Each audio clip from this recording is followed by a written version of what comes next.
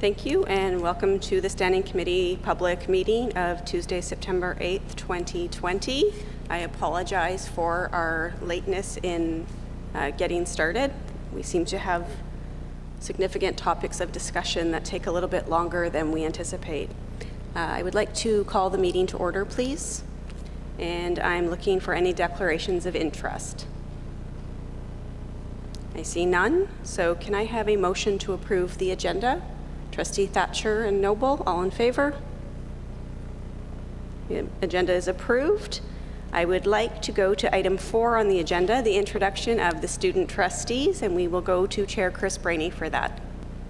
Thank you, Chair Lundquist. This evening, I'd like to congratulate our new student trustees, who are here with us this evening, Arpita, Logan, and Aaliyah. Due to COVID, we usually would present. We have certificates for all of you, but we've laid them at your sides tonight. But I would like to invite each of you to come down. We have these spots here on the floor where we can do a socially distanced photo with the director and I. If you could join us downstairs, that'd be great.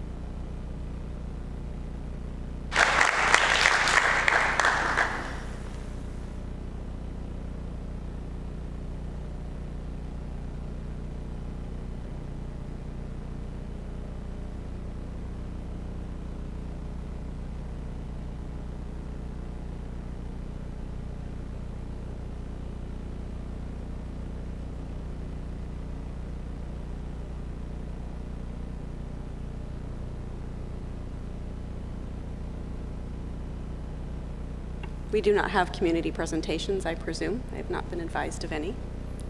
So we'll go to item 6, DDSB presentations. 6A, Indigenous and ESL Summer Learning Program with Acting Superintendent Elmhurst and Superintendent Hamid. Miigwech, and through you, Vice Chair Lundquist. Tonight's report can be found on pages 1 through 4 in your package. The purpose of the report is to provide trustees with information on the 2020 Virtual Indigenous and ESL Summer Learning Program, which ran from July 20th to August 7th. This 3-week program provided students who self-identify as Indigenous and English language learners in grades 2 to 8 from across the district with an engaging and interactive virtual learning experience that was inclusive of both real-time and flex-time learning. The program focused primarily on community building, supporting well-being, and bridging the gaps in learning created by the current health crisis, with the foundation being grounded in culturally relevant and responsive pedagogy and differentiated instruction. This initiative reflects the Durham District School Board's commitment to human rights, equity, student well-being, and achievement. I would like to introduce this evening Nicole Coy, who was the Summer Learning Administrator and who is currently the Vice Principal at Woodcrest Public School. Nicole will be sharing highlights of the program on behalf of the entire Summer Learning leadership team. We will also hear from a student who participated in the program, and a father will be sharing their experiences as well. I will now pass it over to Nicole. Thank you. Thank you. I'm just going to share my screen.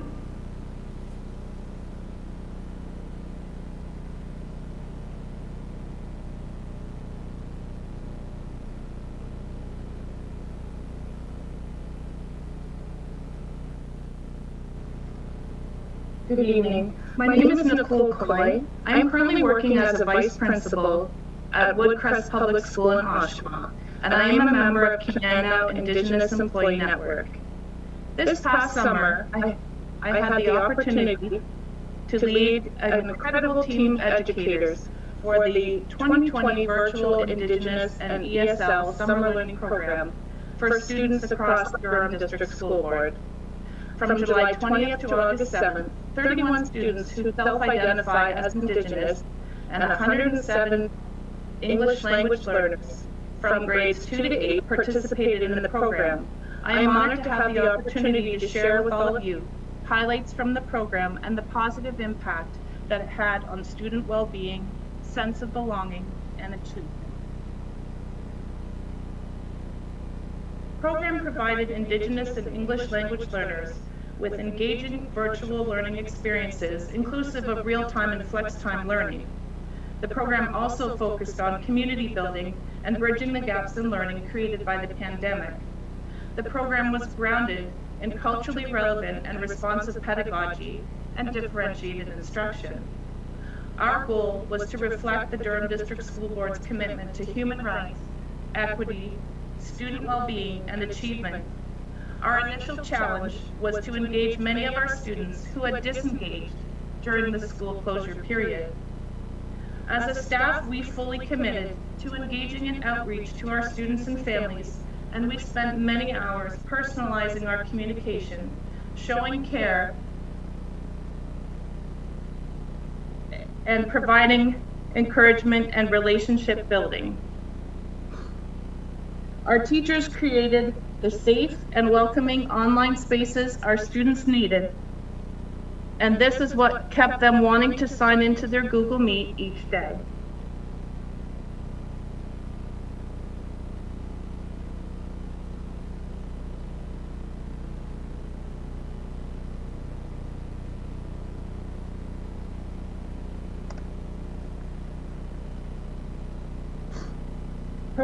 Programming for our students focused on virtual intervention planning, the integration of First Nation, Métis, and Inuit resources, and instruction specific to English language learners. Programming also embraced an interdisciplinary approach to incorporate literacy, numeracy, health, physical education, including land-based learning and experiential opportunity. This is an example of a daily schedule. Students engaged in a minimum of 2 hours of real-time instruction and 1 hour of flex-time learning daily. Virtual interventions in literacy and numeracy were embedded and delivered via small group guided instruction and supported by flexibly based educators and focused on youth mentors. Teachers hosted a daily student family support hour to provide extra help to students and families with technology and academics. As educators, we met regularly as a whole staff to develop and refine our knowledge about how to best deliver virtual programming. Our Indigenous education and equity curriculum leads regularly co-planned lessons with teachers, and our ESL facilitator guided and supported programming for our English language learners. This is an example of a Google site created by our teachers to support students in flex-time learning. Elements of the site were hyperlinked to take students to activities designed to support and foster skills taught in guided practice in literacy and numeracy. During the ESL Summer Learning Program, campers were able to connect with community partners by attending weekly guest speaker sessions with their families online. We chose guest speakers that were English language learners themselves that have achieved success within the DDSB as students. For example, Anjali Joshi was an ELL student, and she is now a published children's author and a DDSB teacher who is now working for the Ministry of Education. In our Indigenous education program, connections to community partners was consistently incorporated, including learning about land, water, food sovereignty, medicines, Anishinaabe-Moan. Anecdotal observational data confirmed that students gained confidence and pride in their identity. Student attendance and participation in real-time learning was regular and consistent during the 3 weeks of the summer learning program.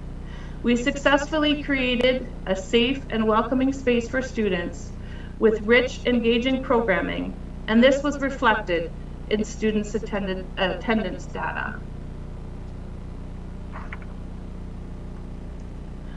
During the program, we developed a number of best practices that contributed to a successful program for students.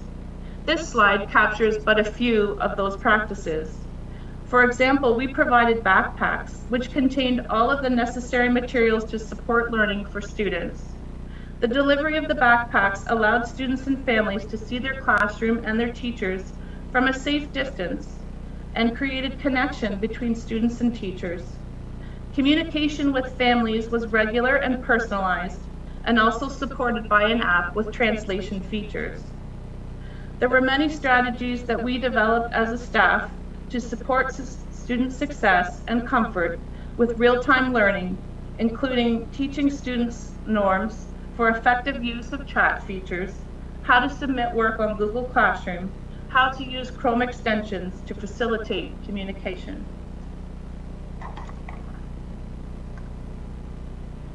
This year, we were able to share conversations, observations, and products of student learning with parents and students' home schools through digital portfolios.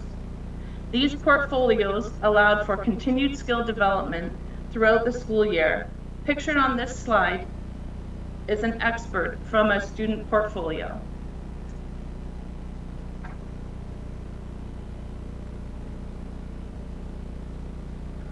Our family and parent survey evidenced a great deal of positive feedback about the summer learning programs. This video captures a sample of student and family voice. I really enjoy making the Flipgrid videos. I really enjoy making the paint.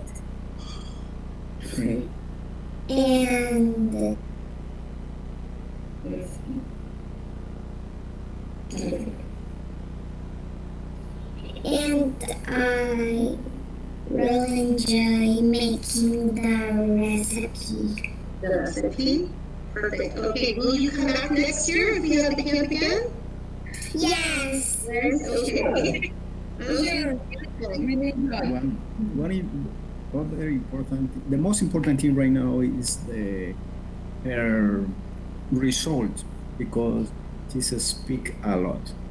In this short period, she developed a lot of English skills with a very good pronunciation.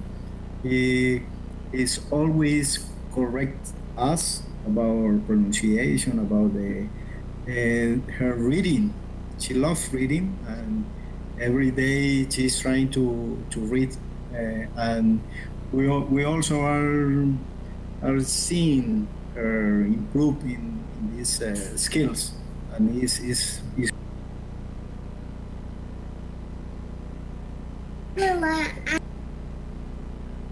I am proud to say that a true sense of community was created in this program between staff, students, and their families. Students felt a sense of belonging, and they knew that they mattered. They were heard. Students and families will be returning to school with an increased sense of support, a connection, and readiness. Thank you.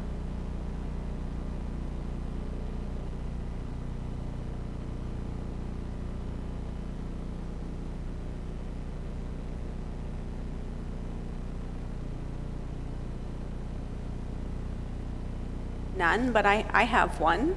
I thought it was interesting at the end. I thought the whole thing is interesting, but at the end you said there was a true sense of community established, and I'm wondering about how virtual delivery actually impacted that. Was it more challenging, and how did we overcome what I would expect would be something that is more challenging? Absolutely, thank you for the question.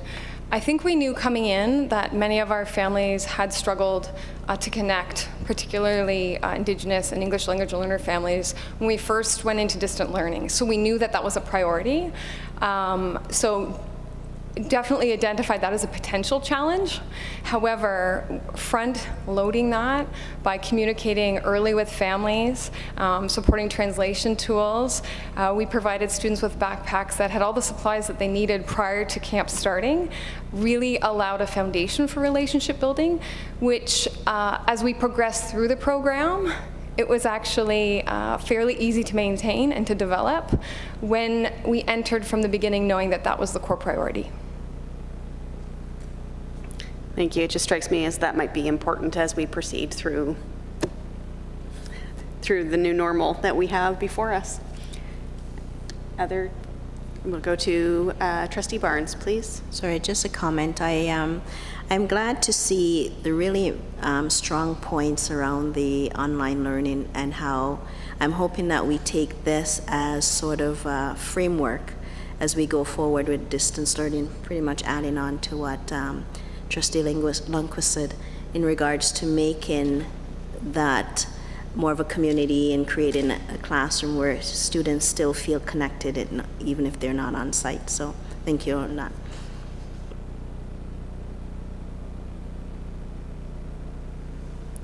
Thank you, and thank you. We'll go to the next item on the agenda, item 6B, Ignite Unlearning, a summer series of conversations with Superintendent Mohammed Hamid. Thank you, and through you, Chair Lundquist. The report can be found on page 5 of your package. The purpose of this report is to provide trustees with information on the Ignite Unlearning Summer Series of Conversations Conference that occurred August 24th to 26th. As we continue to support the goals of our equity strategic plan this past summer, we were able to further solidify our commitment to the elimination of anti-Indigenous racism, anti-Black racism, homophobia, and our use of trauma-informed practice. Through the power and synergy that comes from a team that reflects multi-departmental integration, we are thrilled to share with trustees a brief sample of the powerful experience that was the Ignite Unlearning Conference. We realize now more than ever that there is no neutral position when dealing with racism. Please join me in welcoming Jennifer Henderson, Indigenous Coach, Michelle Evans, Indigenous Facilitator, Camille Ali, Equity Facilitator, Meryl Matthews, Equity Officer, Michelle McDonald, Leadership Officer, Aaron Peterson, Innovation Education Facilitator, Lauren Chappell, Chair of the Pride Network and DDSB At-Home Teacher, Jackie Steer, Executive Equity Coordinator, and Carolyn Usher, Head of Social Work. Thank you. I'm not going to be able to remember all those names, but I welcome all of them to the board. Thank you, and good evening, everyone. Thank you for the opportunity to share with you our collective work in bringing together the Ignite Unlearning Virtual Summer Conference.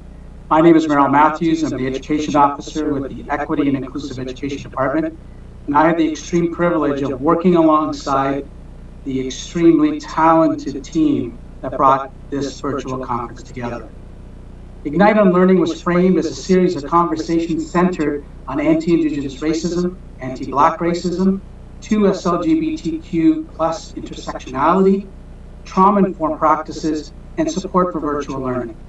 Our conversations over these 3 days were between critical friends and partners in our community, colleagues in all departments of the DDSB, and students across the system, so as not to delineate the work of equity and human rights into the responsibility of a single department or select group of people.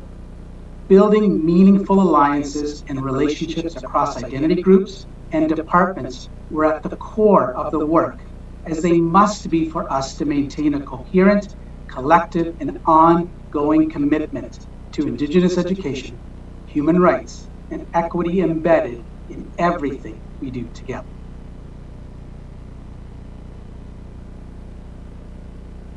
Good evening, I'm Michelle McDonald, the Education Officer for Leadership Development, and as mentioned, our conference spanned August the 24th to the 26th.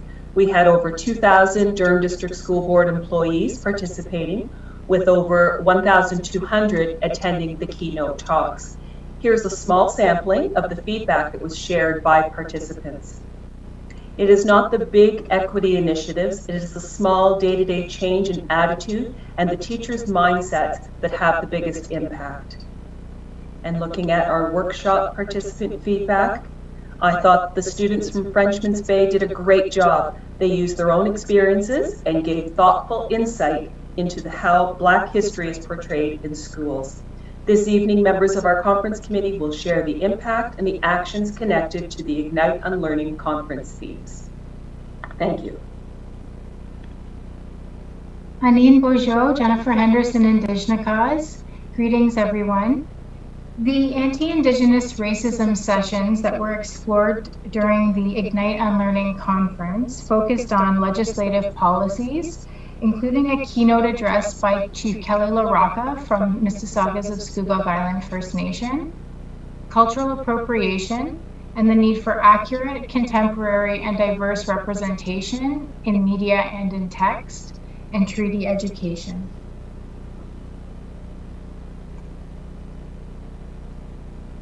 Good evening, my name is Jackie Steer and I work with the Equity Department.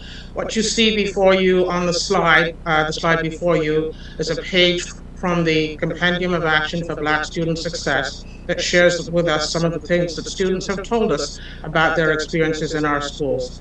Some of our Black students have shared with us that they feel like visitors and they feel invisible within their own schools. One of the workshops during the conference was a presentation by the Black Student Association from Frenchman's Bay Public School in Pickering. The students spoke about the importance of teaching Black history and of a curriculum that reflects the diversity that they see around them daily. Their presentation illustrated the importance of student voice. This association is one that we hope to replicate in other elementary schools in the district. Other workshops during the conference included anti-Black racism training for kindergarten teachers, intermediate teachers, CERTs, and administrators. 3 of these groups were identified in the compendium as groups to be trained in anti-Black racism. These sessions and the follow-up responses from participants show a commitment on the part of many educators in the district to learn more about and to develop a better understanding of anti-Black racism and its impact on our students and our community. Next slide. There were many rich conversations that took place during the conference, and these are some of the topics that were tackled.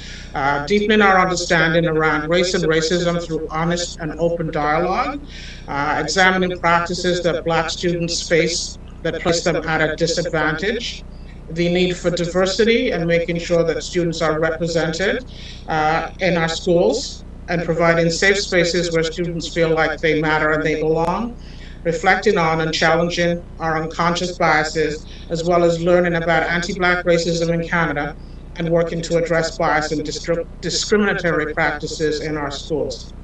The conference confirmed the need to dismantle anti-Black racism at all levels through conversations about race and racism and revising policies so that they have a clear anti-racist and anti-Black racism messaging. Bonjour, Nangwagan and Indigenous Cause, Nagik Dodam and Tiandao. Some of the actions we have for the Indigenous Education Department, the commitment to ongoing work for our systems as we move forward, including an Indigenous education policy based on the Human Rights Policy, Truth and Reconciliation Commission, and UNDRIP. As we continue to understand the systemic genocide of Canada's Indigenous people, this includes a renewed commitment to honoring that all students have access to land-based learning for Kelly LaRocca's call to action. This includes Duffins Creek, Durham Forest, and Nonquan, as well as the DDSB at home sites. Miigwech Camille.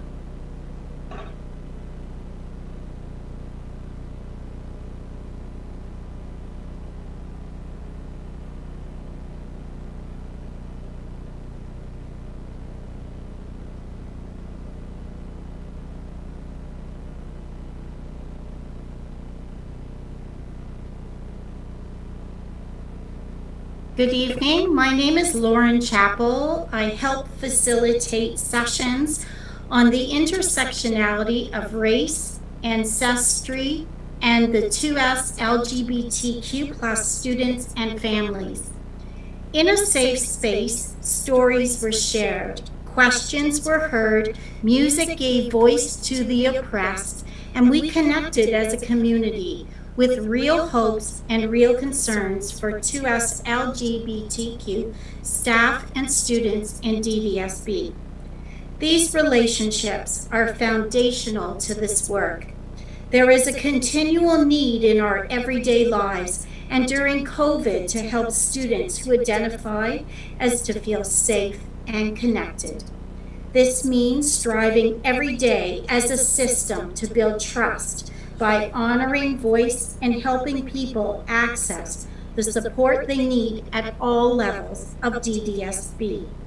What you see on this slide is some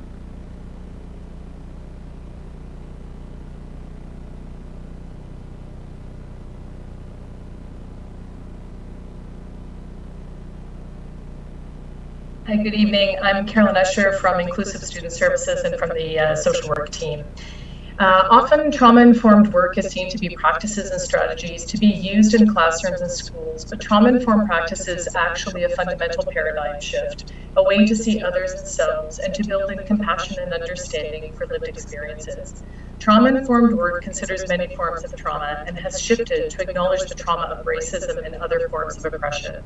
This is why it is foundational to our work around anti-Black racism and anti-Indigenous racism and other forms of oppression. Thanks, Camille. Next slide. Over 2 days of the Unlearn conference, the 10 Academy leaders in support organizations around compassion fatigue and secondary trauma provided workshops to over 120 staff. The focus was recognizing the signs of burnout, trauma, and fatigue for self and colleagues when dealing with professional and personal trauma, helping ourselves to help our students, and this is foundational to moving into actual trauma-informed work. The sessions were extremely popular and well received. And so moving to action, the board is committed to offering 6 sessions for the fall for staff, and trauma awareness training will be offered in the winter of 2021, starting with administrators. Thank you. Innovative Education's workshops were born out of the urgent and important need to further support educators in using tools for digital learning. We connected with over 900 session participants with a focus on blended and online learning models. Diving deeper into the effective use of our learning management systems, as well as other G Suite for Education tools, we looked at how to build inclusive digital environments to reach all learners, as well as held drop-in sessions where we were able to address specific needs of educators. We look forward to converting these sessions to on-demand learning and continuing to work with these educators moving ahead. Thanks, Camille.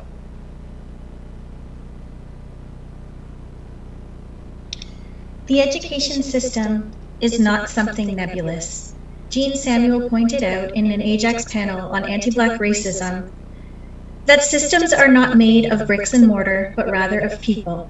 Historically, educational systems have been built on racist and deficit ideology towards Indigenous and Black people. Those who are 2S LGBTQ+, and those students with disabilities, both cognitive and physical, also continue to be adversely impacted, as do many other identity groups in our board. Disrupting power that maintains a dominant ideology is an imperative. We have been here many times before throughout history. This time must be different. There is no neutral ground.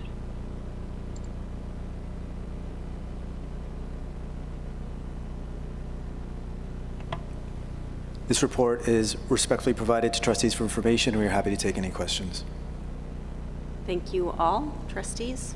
We'll go to Trustee Noble first, please. Thank you, Chair Lundquist. I do have 2 questions, and one of them was answered in the slideshow, but I did miss that slide. Do we have plans to bring unlearning to all of our school students and staff? And then the second question I have is, I'm just wondering if we have data on who attended our meetings. And I'm only asking because I think it's important to know who our equity work is reaching and who it's not reaching. Thank you, and through you, Chair. Thank you, Trustee Noble, for your question.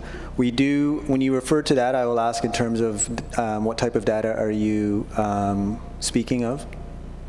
I would think something similar to the staff census we had, just records of who is attending these meetings, because I think it's important that people who are not marginalized or do not tick any of those boxes that we have also attend equity learning. And I would want to know if everyone is attending it or if it's a certain group of people that seem to be attending it more than others.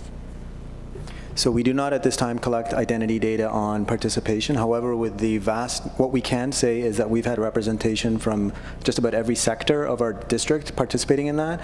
And with over 2,000 registered participants, we did manage to see a diversity of participants.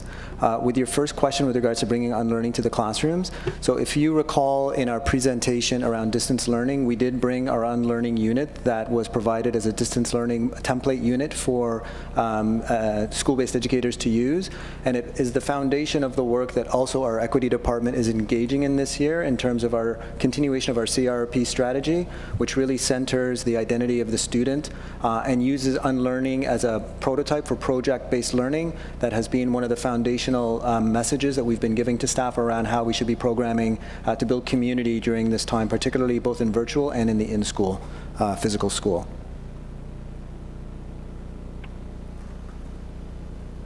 If I may, I'm just going to add through you, Chair. So this was a summer conference which people volunteered from their vacation time to attend. However, we also had compulsory learning as part of the 3 PA days that preceded the beginning of school, where it was mandatory learning in terms of our expectations for staff, and we will continue with mandatory training throughout, understanding that this is pivotal to the work that we do. So did want to add to the superintendent's response in terms of the mandatory side of some of the training.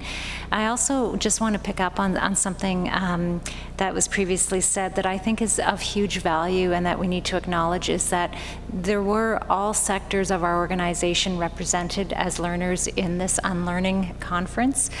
So we had, regardless of role, an invitation and openness for different individuals to attend, and I think moving forward, part of what we want to examine as a district as well from a cultural perspective is making sure that every single individual, regardless of role, feels valued and is also part of the learning we do together as a community. And I think that this was a really fine example of beginning more of that type of work around key topics. Thank you for that. We'll go to Trustee Barnes, please. Sorry, I'm having a crisis. It's hot in here. Thank you. I had an opportunity to attend this conference, and it was a very powerful presentation. The conversations were real. The stories that were shared were impactful and often painful.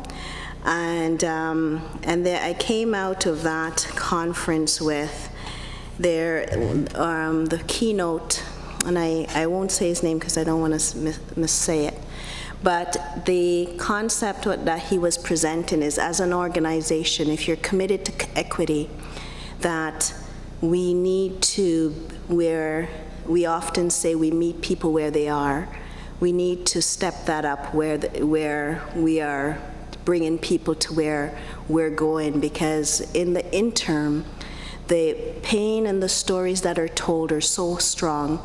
The damage is long-lasting, and the impact that our students and our racialized staff experience and walk out of our buildings with is really unacceptable.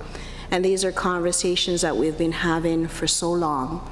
And it is, I mean, at this time in 2020, we see a lot of conversations around it. We see a lot of activism around it. And I'm hoping that as a board, that when we come out on the other side of it, we come out of it where our students and our staff are not leaving our buildings damaged. And so this was a very powerful session, and I hope that we can spread it more to more of our staff. And I was very impressed with the amount of our staff that came out to participate. But thank you very much for putting that forward. And I'm just pumped and just want to be on the other side. It's been long. Thank you. Thank you, Trustee Barnes. Other trustees? So I'm going to use the opportunity that I have to say I appreciated hearing a reference. I'm not going to speak to what Trustee Barnes said because she has described it so perfectly, and I believe that we actually are committed to equity. There was a reference in one of the slides towards the end about about disability, and I'm going to raise it again as I have raised it before, because I think one of the things that is frequently missing from conversations about equity is disability and people of diverse abilities, and there is an intersectional lens that needs to be applied to that as well. And that is not a criticism of any of the work that is being done. I just think that it's actually vitally important to not miss that opportunity. If we're going to have conversations about unlearning, I think that has to be something that is included in those conversations. It has been my experience, limited, and I acknowledge that, but that is treated differently in some respects. It is treated as a special education issue, or it's treated in a particular silo, and I want to actually remove it from that silo and start talking about it in a broader way, because of the profound impacts that people of diverse abilities will experience, both in the educational system and then potentially later in the world of work. So please don't take that as a criticism, because I think the work being done is so vitally important. We're sitting on the edge of a movement, right? There is something happening finally that is palpable, I think, and I just want to make sure we bring everybody with us. Thank you. I don't see, oh, I do. I see Trustee Edwards. Thank you. Sorry, Trustee Edwards. I appreciate all the work that's been done, and it's so great to actually see so many educators taking time to participate in the series of workshops and on this matter. I just wanted to, somewhat what Trustee Lindquist said, is that there was 2 letters that was sent to the Ministry of Education, particularly on the basically students with disabilities, but also staff with disabilities, and the intersectionality with identity, in that racial identity, in that the impact, of course, with students and staff with disabilities has been huge during this whole thing, but it is just even greater, significantly greater, to those who are also the intersection between racialized identity as well as disability. So I think we're doing a phenomenal job to keep on going. It's just a little area that we need to also address as well, because it was really shown by those 2 letters, the number of issues that are around with that intersectionality. And we want to make sure that everybody is really accessible, staff and students. Thank you, Trustee Edwards. I see no further questions from trustees. Thank you, Superintendent Hamid and your team. It is important work that is being done, and we appreciate it. Item number 7, recommended actions. I do not believe we have any this evening, which takes us to item 8, information items. 8A, summer learning supports, with Superintendent Andrea McCauley, please. Thank you, and through you, Chair. The purpose of this report, which begins on page 9 of tonight's agenda, is to provide information about summer supports for students with special education and/or mental health needs. Ministry one-time funding supported work in 3 project areas. First, our regulated mental health professionals, specifically our DDSB, social work, and psychological service team members, engaged in voluntary summer employment to provide continuity of services for students receiving support, and also to respond to crisis situations for our families. The team launched a mental health connect button on the DDSB website to help families connect directly with DDSB mental health workers. Our mental health leads will be presenting at September board on how we will continue to be agile in the provision of mental health and well-being supports across the district. The second project focused on expanding summer school supports. Through interdepartment collaboration, summer learning through Durham Continuing Education grew this summer to include the support of educational assistants, ESL coaches, CERTs, speech language programming support, and a social worker supporting an extended program through Durham Alternate Secondary School. The team worked collaboratively to launch a virtual learning hub, as all learning was facilitated online. Within the hub, students could access one-on-one assistance or small group support. In total, over 500 students had their summer learning supported through this initiative this summer. Our transition back to school supports form the third project. Funding has been distributed to all schools across the district to provide the opportunity in the 2 weeks prior to school start for students and families to have in-person, in-class visits ahead of the school year. Central team members, such as hearing and vision resource team members, and educational services staff, such as audiology and orientation and mobility, return to service early to support transitions as well. In addition to the direct service for students outlined, our funding has also supported the extension of AddraCare, our video conferencing licensing, and further training for mental health professionals to better meet the needs of our changing students. We will continue to use all available funding in the service of students. Resources provided through the summer of 2020 and into the start of the 2021 school year have helped keep students connected to service, provided opportunities, supporting well-being and connection, and have furthered academic success. This report is provided this evening to trustees for information. Thank you, Superintendent McCauley. Trustees, questions? We'll go to Trustee Barnes first, please. Sorry, I just wanted to, again, very proud of this program that was rolled out of the summer for support.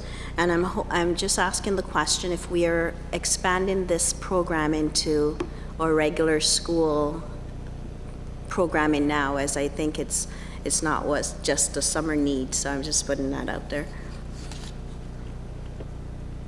Thank you, through your chair.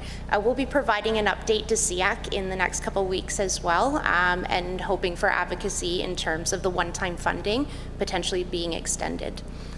We agree with the impact to students and our staff as well when we provide inclusive programming. Thank you. Trustee Edwards? Yes, I sort of reiterate some of the comments that Trustee Barnes said, but just curious as far as, do we have any numbers, especially around the Connect Mental Health? I'm not, what they're asking about, but just the numbers of how many people had used things like Connect. And then as far as, there was another question around additional supports, but I just question stats on that just at this point in time. Thank you, and through you, Chair. As we're currently in the motions of transitioning from our summer learning programs, they did operate throughout the month of July and the August session as well. The team is currently tabulating that information and can provide that in a further update.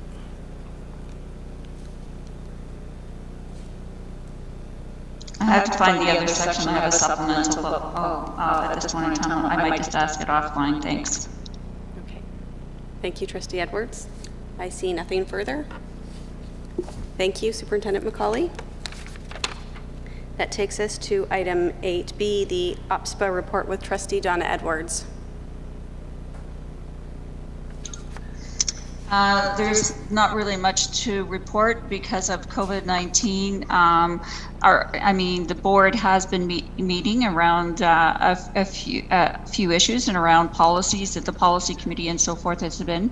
But the AGM that is normally held in June has been held off until the end of this month, which will be held virtually. At that point in time, we basically will also deal with the elections of the officers for OPSBA, and that's my report. Thank you, Trustee Edwards. I don't see committee reports or correspondence or other business, so that brings us to a motion to adjourn, recognizing that we will be moving into a special board meeting immediately after standing committee meeting. Can I have a motion to adjourn, please? Trustee Forbes and Trustee Templeton, all in favor? We are adjourned. Thank you.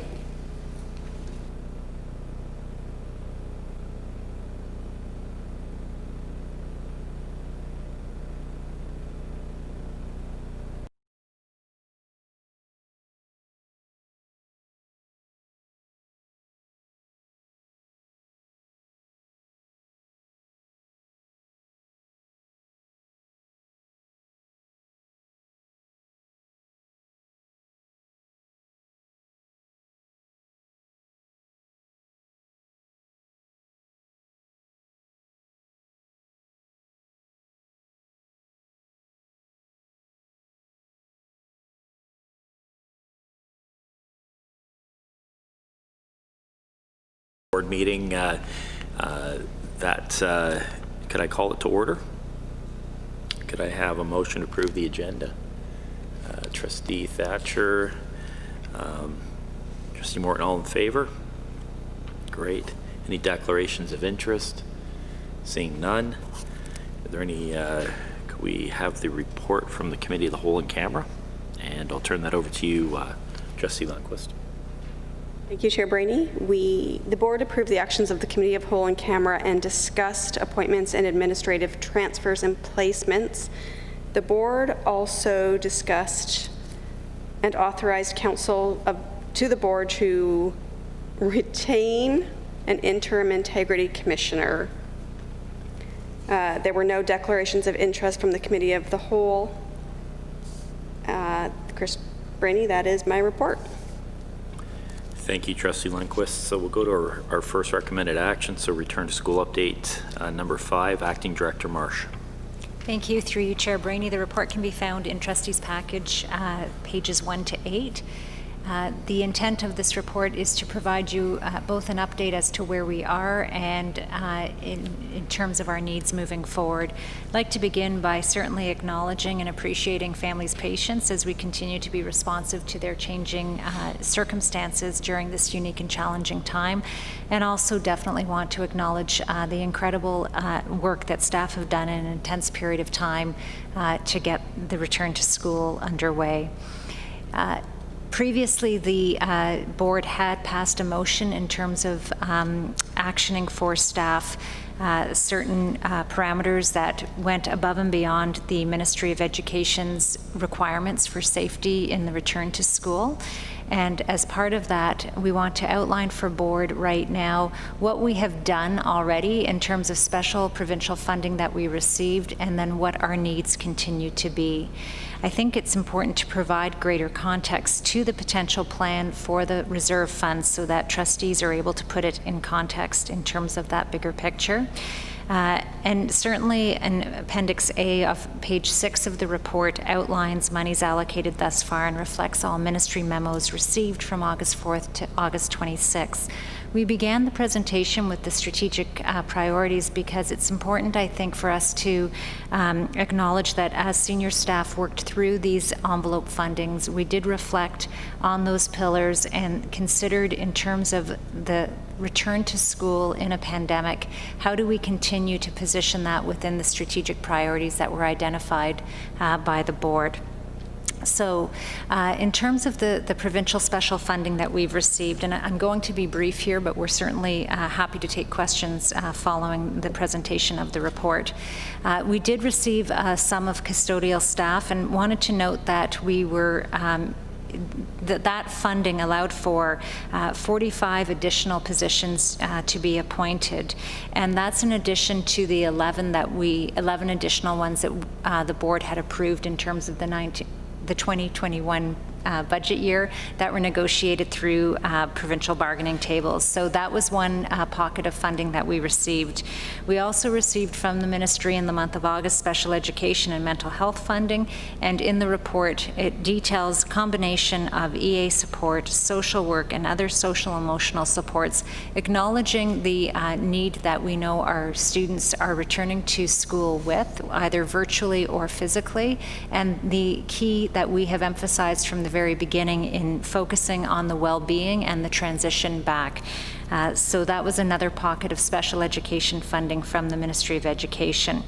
Health and safety we enveloped, and one of the key factors for anyone going in and working with within any of our buildings was certainly that they would get the health and safety training and protocols. And so the next pocket of funding that it was outlined by the Ministry of Education that is up on the screen is in relation to the training that we've provided then for occasional and casual staff members, so that prior to entering our buildings they're well aware of the protocols and they can preserve the safety measures that we have in place to mitigate risk. We also recognized that enhanced cleaning protocols, the additional custodial staff help with the doing of, but that we also received specialized funding from the Ministry of Education in relation to enhanced cleaning products. And so that was another pocket of money received provincially from the government. If we flip over to the next slide, we continue to see pockets received in the August month. So there was a lump sum to support remote learning, and that one was a key one for us in terms of providing administrative support to get the virtual school DDSB at home up and running. We currently have 8 principals and 10 vice principals allocated to that. You may recall from a previous report that some of that we funded from savings within in terms of transferring vice principals from schools internally where school enrollments had shrunk, but we did receive funding specifically for that from the Ministry of Education, which supported those schools. That enrollment continues to grow, and so I want to flag that while we have this allocation right now, we may find that we need to allocate further administrative support. The elementary school, and I think we'll get a more detailed update in a moment, but that enrollment is almost at 14,000, and when we did this staffing, it was just above 10,000. So it's continuing to grow for us. There was also specific ventilation funding that we received from the Ministry of Education. We have upgraded all the filters in our schools and have a detailed plan in terms of other use of that money to support better ventilation, given that we're in a pandemic, being responsive to that need. Transportation is the one area that we received some funding from the Ministry of Education in terms of support. You may recall we have gone above and beyond the Ministry of Education's direction in terms of the number of students on our school buses. We've reduced the number. That has added more runs, which of course has a cost to it. And so this is one area you'll see in the report where we have slightly exceeded what the Ministry of Education has provided us to mitigate the risk of the number of students on the bus. If we turn to the next slide, we have technology funding that was received from the provincial government, and that is something that we have flagged, understanding the importance of technology in our classrooms and also the increased demand for it for all families who are going to be studying virtually. And so that funding, one pocket came specifically from the technology funding, but we also are taking from the school reopening emerging issues funding to support the requests for technology. We're not taking back any of the devices that we had allocated last year unless it was from a graduating student. What we are now doing is going to be collecting information in terms of those students who are studying virtually, who require the support of technology, and then we will be sending out new, because we allocated from our school resources, we know that classroom teachers are going to want some of those resources back in their classrooms, and so we'll be sending out new resources to the classroom learners as well. Obviously focusing on elementary because 7 to 12 they have the individual Chromebook allocation, and the grade 7 Chromebooks have rolled out. We did do a pause on the grade 10 refresh this year in terms of the high demand we have for technology. We didn't think it was feasible to do both, but that funding was captured within all of the provincial funding that came through the month of August.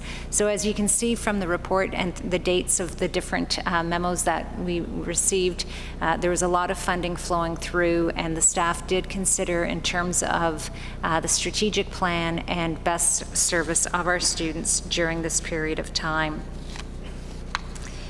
If we move to the next slide, then it gets us to where we are currently. And so we know that at this stage we have not made use of the board motion in terms of use of the reserve fund.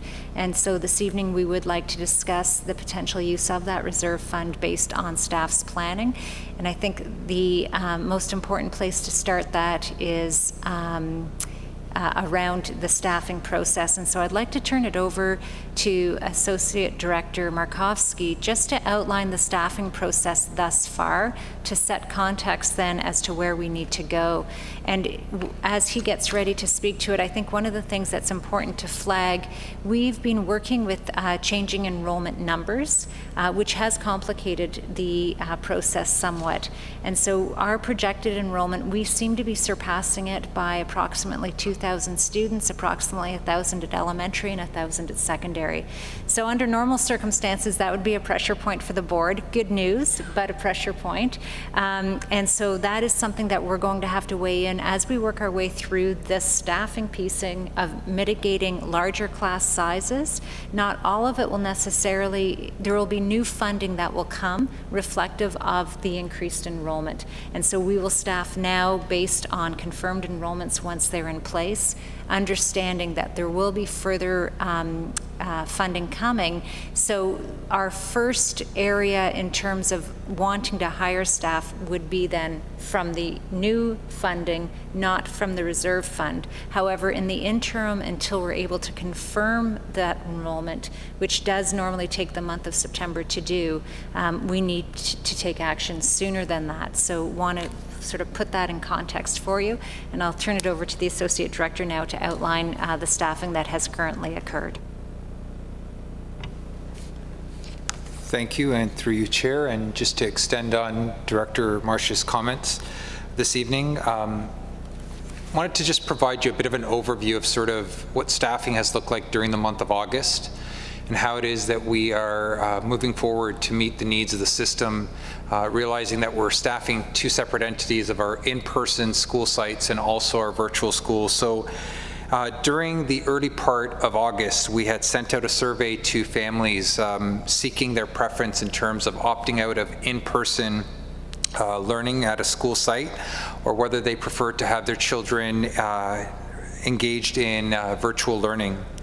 We began our staffing after that survey closed. At the time, we had approximately just under 10,000 elementary students as of August 12th that chose where their families had preferred virtual learning. Secondary was at about 2,600 at the time. We, for secondary, ran our staffing model. What we did was remove the virtual secondary students. We ran a new staffing model for secondary, and we reallocated staff to all of our secondary schools based on the new in-person enrollment. We did a very similar process for elementary, where the virtual students were removed, and we did new school organizations using our Staffing Plus software for all of our schools. Over the past few weeks, we've experienced some, I would call, complexities in our staffing as these numbers did not just stay static. We realized that families are still working through, I guess, how it is that the COVID-19 pandemic is impacting their personal preferences for instruction for their students. We've noticed an increase, in particular, over these past few weeks on the amount of students that have chosen virtual learning. As of today, so that initial number back in August 12th was at about 10,000. We're sitting at about just over 13,000 now in elementary.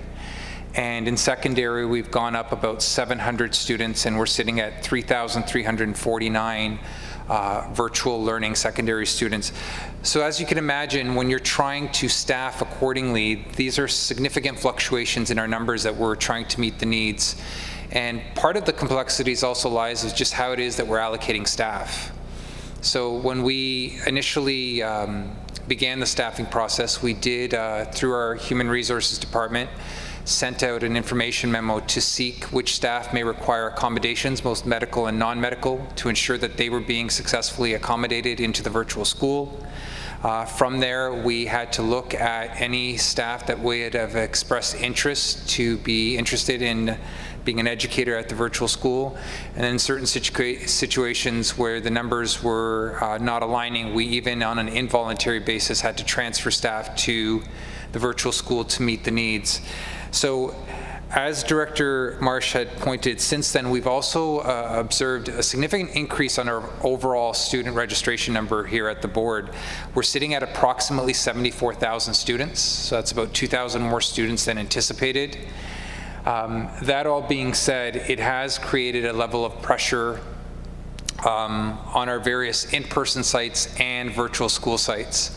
Over this next week or two, we're going to take advantage of the fact that schools are going to be working through a staggered start. We're going to be able to identify truly which students are showing up for in-person and where the pressure points are, and then be able to respond accordingly. Director Marcia, if you want to speak to some of the additional staffing that we've added up until this point. Or, okay. So, about a week and a half ago, we sat down and identified some pressure points in our elementary schools, both at the kindergarten level and the junior intermediate level.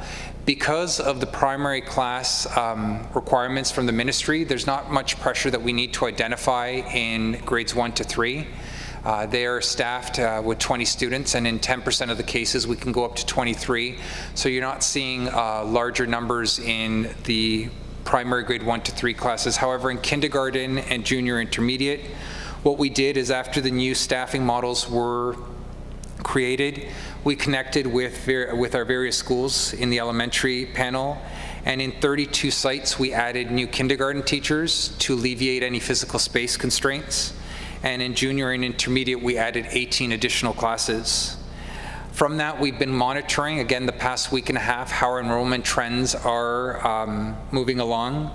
We do still have, I would say, there's probably about 13 to 14 schools that we are monitoring very closely. We actually have a meeting with our admin council team tomorrow just to discuss some pressure points that are coming forward from schools and to be able to utilize perhaps empty spaces in those schools to expand classrooms and add a teacher. Our hopes are by the end of the 2 weeks that we would be able to alleviate any pressures. That being said, with virtual right now, we are also monitoring their numbers. We do have, in some instances, quite high numbers in virtual, in and around kind of the 30 range. So we also realize, although they may not have a physical constraint, there's going to be some requirements that we're going to need to align to in terms of ministry protocol. That's pretty much an overview on sort of where things stand, and I'll turn it back over to Director Marsh. Thank you. So I think it's important to note that while the class size averages, especially if you look at kindergarten, are far below the provincial funding average, we recognize that they're averages, and so there are still some larger kindergarten classes, and so that is something that, as the Associate Director identified, we know that we will need to pay close attention to. So if we move to the next slide, this is where we get into then the staff thinking in terms of the reserve fund and the mitigation plan. And when we approached the mitigation plan, we did think in terms of not just the short term of the class sizes right now, but the long term of what does education look like for students during a pandemic. And so we've identified 4 key areas that we believe need some attention.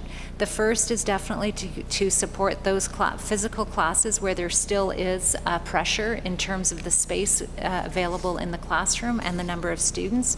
And we're identifying right now that we believe it's 40 to 45 FTE teachers could alleviate that.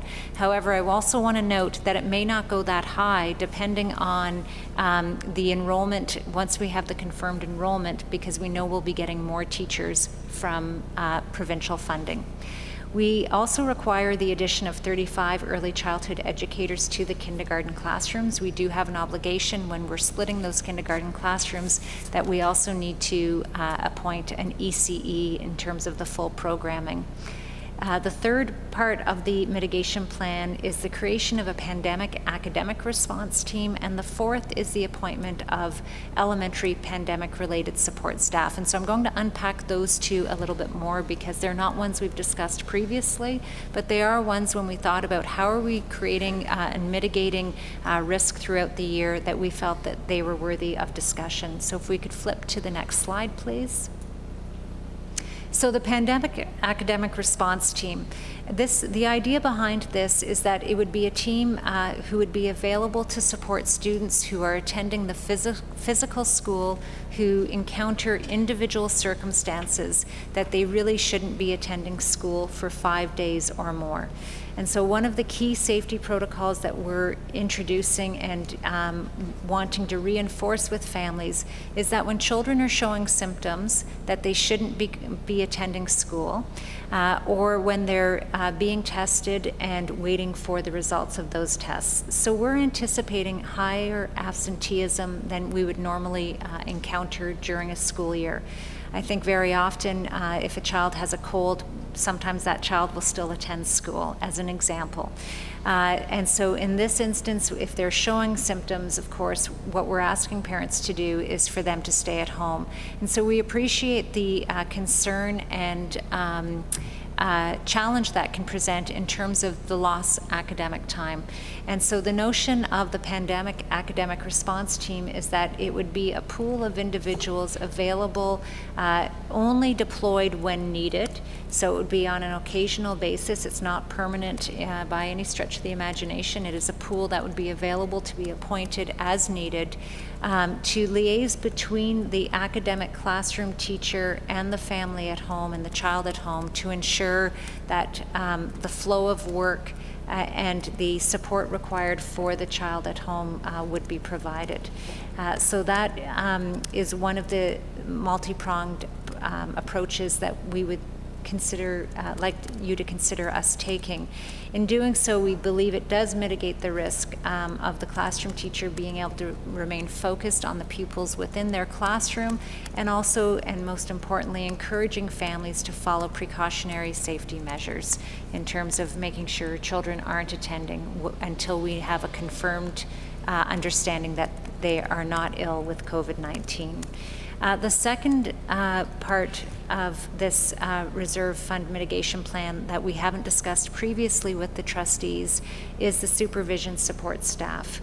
And here we believe that given the staggering that needs to happen in terms of staggered lunches and recesses, that schools will require additional access in terms of supervisors in the school.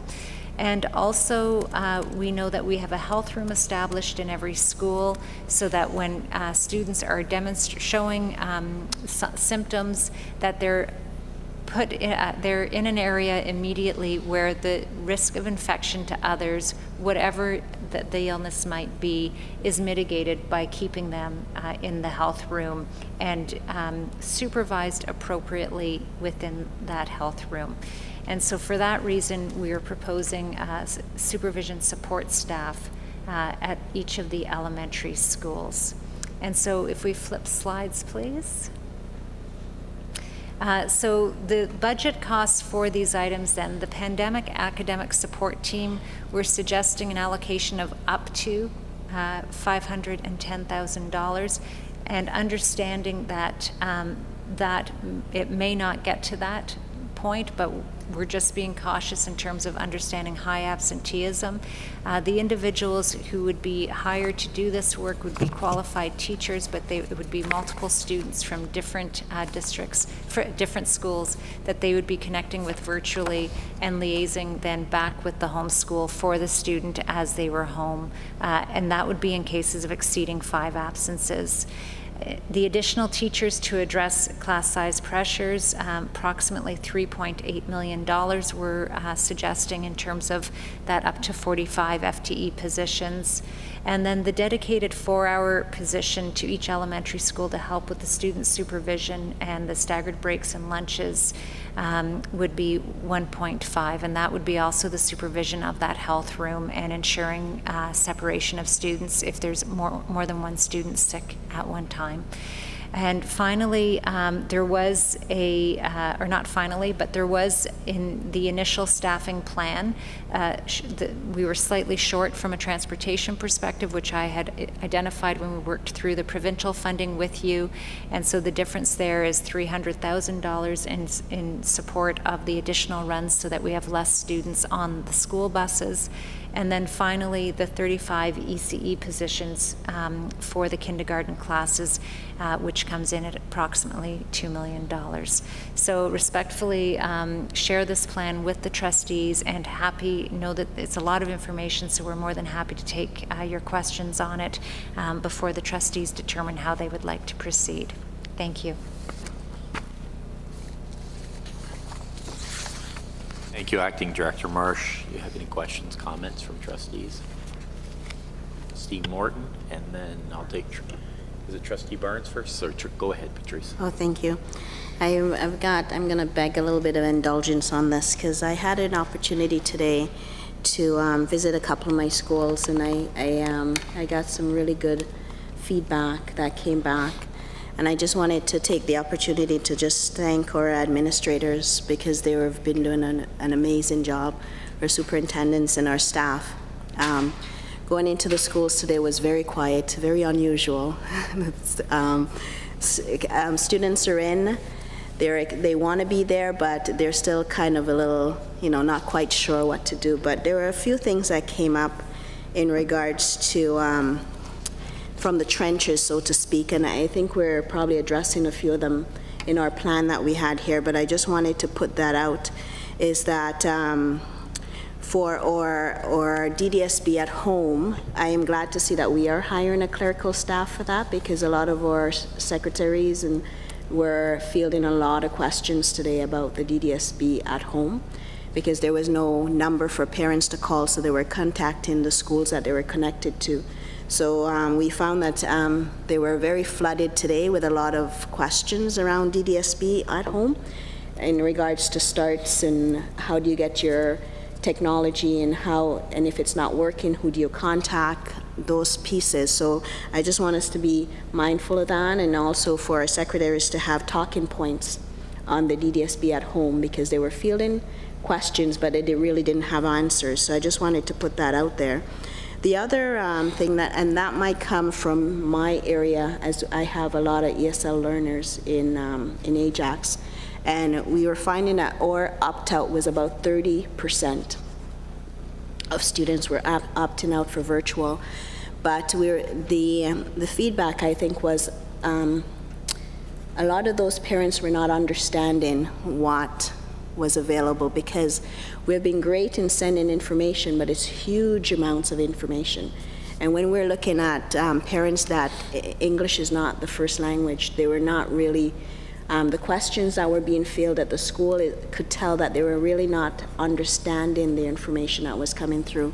So as we're talking about that hiring portion, about the community support, that 110, I'm asking that we're mindful in regards to making very mindful additions that might be added to front desk or to support the principals from those communities that actually speak the language and can take some of these conversations and probably reach out to those families and tell them and explain what's going on, because a lot of them are not understanding those chunks of information that we're sending out. So I want us to be very cognizant of that, and if we're putting money away for those hiring pieces, if we'll give our principals a little flexibility in who they might bring into those roles that actually reflect their communities, so that they can help them with those pieces. So that was that piece. The intermediates were worried in regards to sizes, because a lot of them were coming in over 25, so I'm glad we've seen those pieces. And the technology piece was another piece. We're addressing that, and we're addressing it in regards to the virtual learning, but we're also having taken all our technology out of schools in the spring. We're now asking teachers to prep our students that are in class to get ready if they have to go online. And a lot of those classes don't have the technology. So I don't know how we're going to prep our students, and I get a little worried because our numbers are starting to rise overall in Ontario. So we want to be ready, so our teachers have that opportunity to be ready to pivot when that happens. So I'm glad that we're looking at these pieces, and I just wanted to bring that forward. And our librarians are in kind of a whole situation. They want to help, not sure how to help, want to continue to do the great things that they're doing, but I understand we got a software upgrade that they're still kind of figuring out how to do and get those pieces. So I'm just giving just some feedback that I got in today. And I'm glad about the response team. I'm just wondering, and now we're coming to a question, how we're going to identify those students. We say 5 days, but how do we know? Are we going to wait till a 5th day, or how do we identify those students for them to start getting those learning supports? And what is those teachers that we have in that response team during that time that there's no students? So those are my questions. Thank you very much. Thank you, Chair. Thank you. So if you're okay, I appreciate the feedback, and I think we'll address some of that, because I think it is important to address and then answer the question in terms of the support team. So I do want to clarify in terms of the DDSB at home. We did have a cutoff of August 12th in terms of registration for it, but we also understood that families' changes were evolving.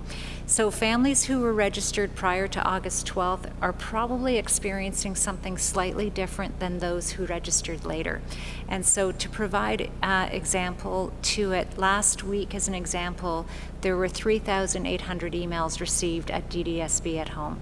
So we've actually put 8 casual clerical staff to support DDSB at home right now, and we've recognized that's not enough because it's 3,800 emails in 1 week.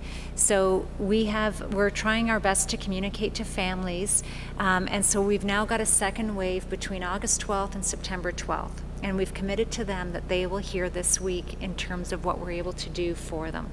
They registered late. We understand circumstances changed. We're trying to be responsive, and so they're our next wave. We had identified to families that we'd been flexible, but that September 2nd was definitely the cutoff, because it was really jeopardizing us doing the staffing and the timetabling for the 10,000 students that had signed up on time.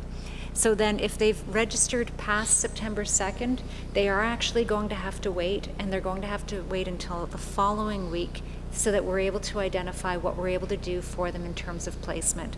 There is an opportunity from the physical school to the virtual school because physical space isn't a limitation, but it's still very complicated in terms of the staffing and the timetabling for those students.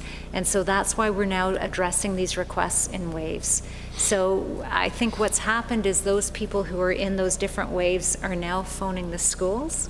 So we did put out, the direction to the schools previously had been to send them to DDSB at home, but what we think was happening was they were going to DDSB at home and then going back to the school.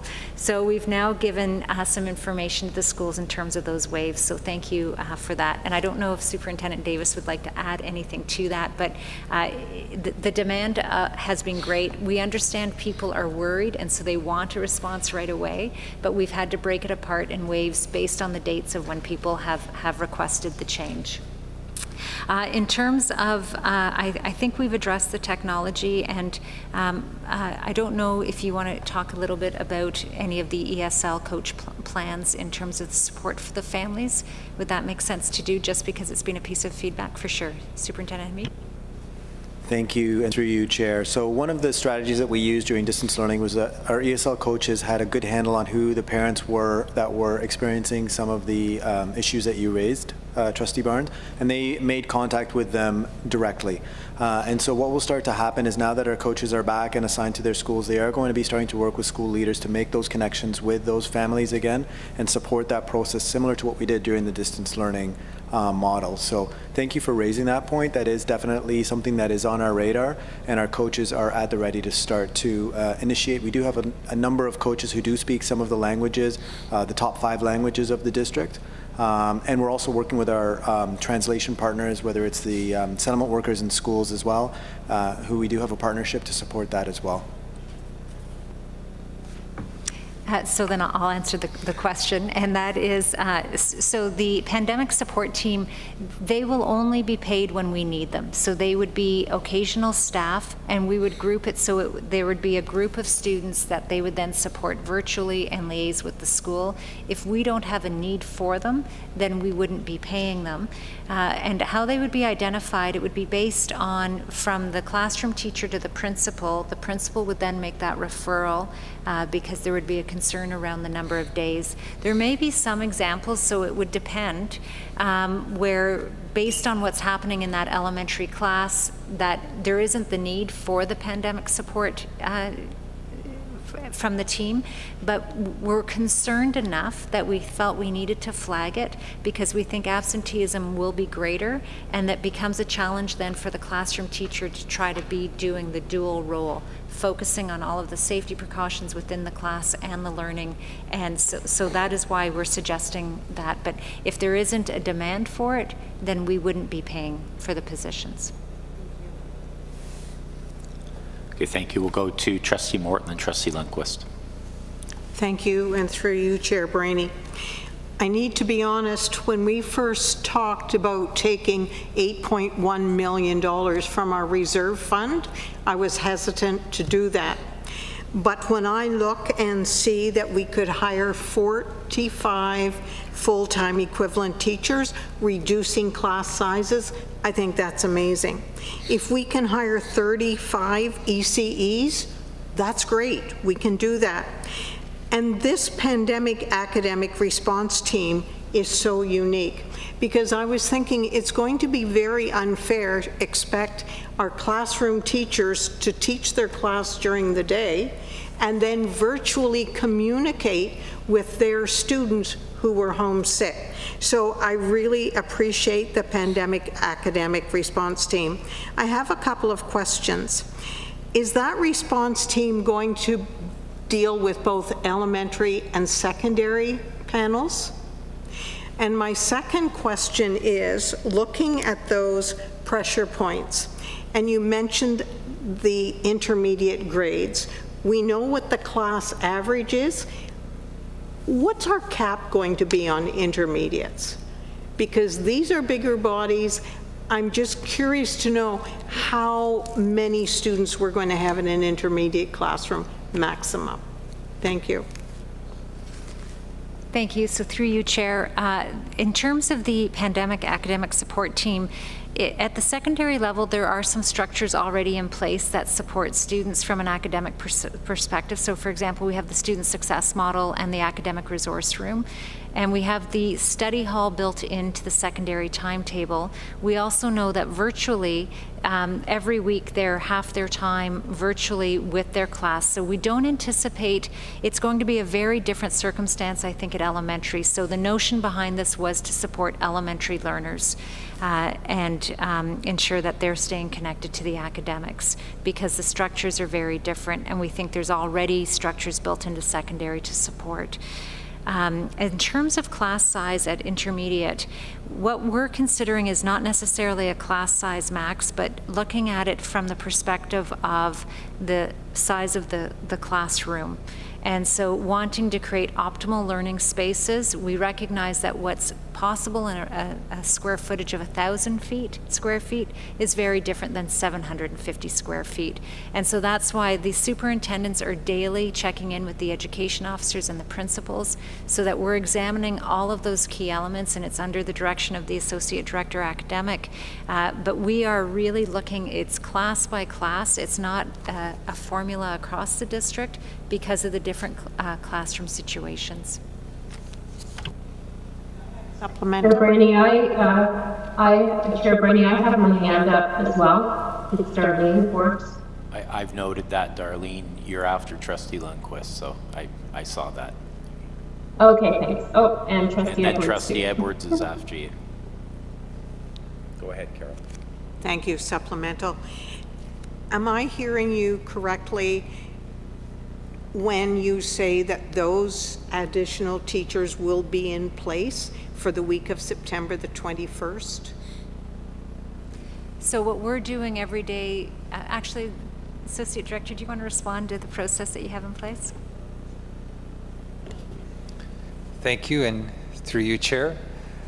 So to build on Director Marsh's comments, Trustee Morton, so we are monitoring the school organizations, and what the school organization does through our operations department, it pretty much gives us a layout from kindergarten to grade 8, what each school has in terms of classrooms and what the sizes are. So as registrations are coming in, or perhaps students are being removed who didn't show up this week, we're going to be able to see daily where kind of the pressure points are at each school. We have meetings set up. We have one tomorrow where we're going to be discussing the various schools, but in the interim, to what Director Marsh mentioned, sometimes it's not just the numbers, it's the actual physical space. So you could actually have a school that might have 24 or 25 kids in their intermediate class who are experiencing pressure points versus another school that might have 26 or 27 but has a larger square footage for the classroom. So those are important conversations that that are taking part. We're monitoring them daily, and then we'll be responding based on the needs of the system. Okay, I have Trustee Lundquist, then Forbes, then Edwards. Thank you. You have Trustee Barrett now, too. And then Trustee Barrett after Trustee Edwards.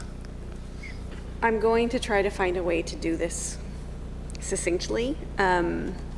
So when the motion was drafted, it wasn't done lightly in terms of the expenditure. It's 1% of our operating budget is almost 60% of our reserve. That is not something that was taken lightly.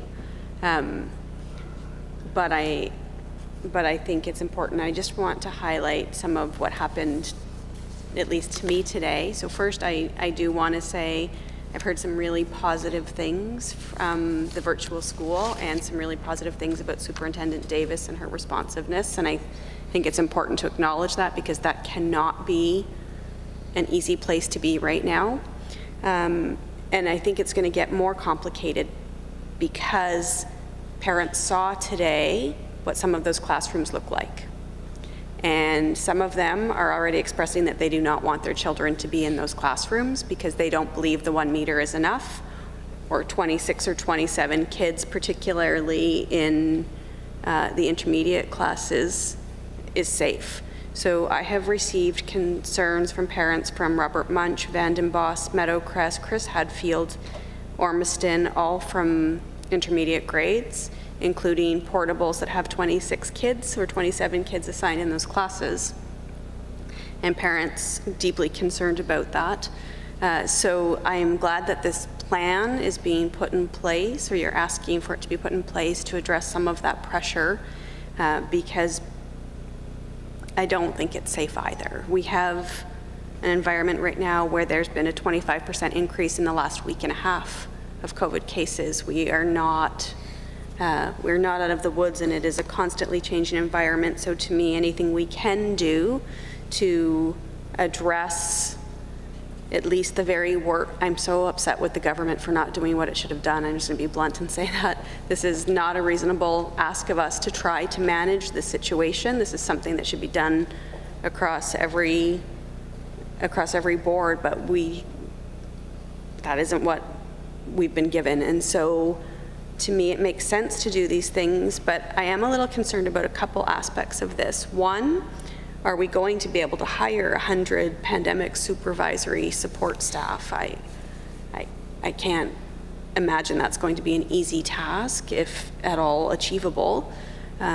Two, I've also heard that we have some decreases in the complement of custodians at some schools, and I'm puzzling about that, because it would seem to me that cleaning needs would be increasing, not decreasing, but I've heard that from a couple of schools already. So I'd like someone to please respond to that part of it. And then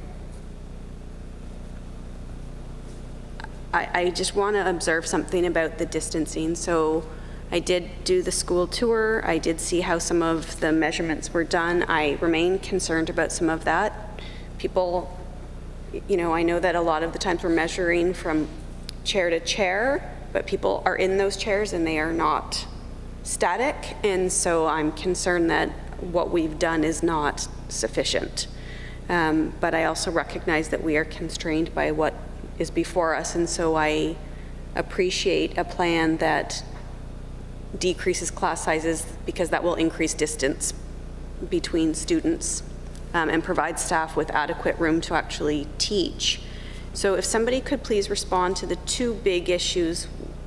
There's lots of big issues, but right now, custodians, are we decreasing custodian complements at some schools, and why would that be if we need that many more? And then, is it likely that we're going to be able to hire all of this complement of staff in short order, really? Associate Director Kisko, if you could please respond. Thank you. Through you, Mr. Chair, with respect to the custodian reallocations, there was a reconciliation of custodial support based on changing enrollments, but our total custodian complement is increasing. So it's under review in terms of, resupplementing the allocation, the additional allocations to the areas that we're experiencing, again, the in-person enrollment. So just as staffing is being reviewed and the administration in schools is being reviewed, the custodian allocation is being reviewed as well. The supplementary allocations that we're receiving are going to be critical to, again, make sure that those that have a great number of in-person are in fact supported throughout the day. So the intention is overall our custodial allocations have gone up, but there are going to be, it's going to be a rebalancing just because of the schools' enrollments in-person enrollments is looking different, where it's, you know, we're finding some schools with numbers that are changing considerably.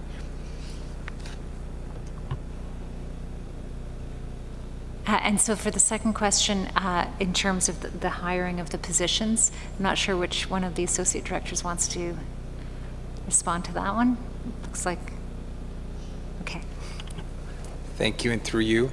So to your question regarding being able to hire 100 individuals, our hopes would be that through our human resources department that we would set out a criteria that schools can use once we post these, and then have applications sent out sort of locally.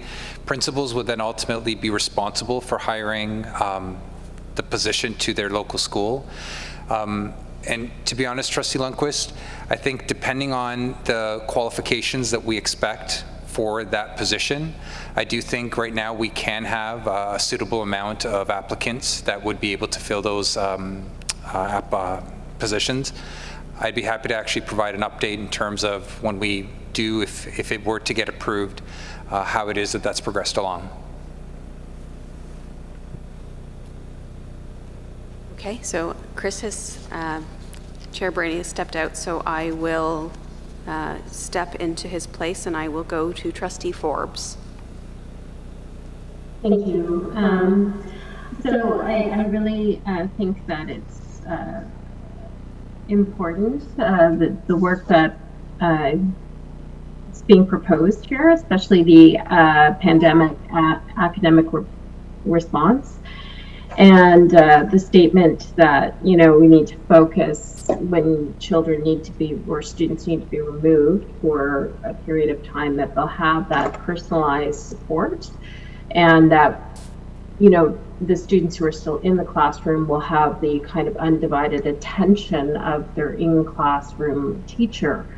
My concern is that we're not really going to afford that same level of support to students in small class placements, that we're expecting small class placement teachers to provide that level of support to students who have opted for virtual learning at home and are going to be have opted to be in class. So I guess I'm still deeply concerned that, you know, and there is a recognition that when we have people who, for whatever reason, need to be out of the classroom, they still need support. So can we talk about the rationale why that's not being extended to students in small class placements? Superintendent McCauley. Thank you, and through you, thank you for the question.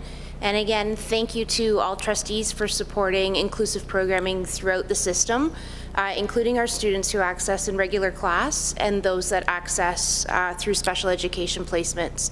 So our IPRCs for our students who are in special education classes are recommendations made to families based on a number of variables that center on student individual information, their strengths, their needs in terms of what program may best fit when we need to move into more intensive settings than regular class placements. Part of that decision is also around the community of learners that the student is coming into in terms of a classroom cohort. We know that that is incredibly important as well to our students, as well as the team support. Because part of those special education small class placements, again, in Durham, our maximum at secondary is 12, and our maximum in elementary is 10, with the exception of the gifted program.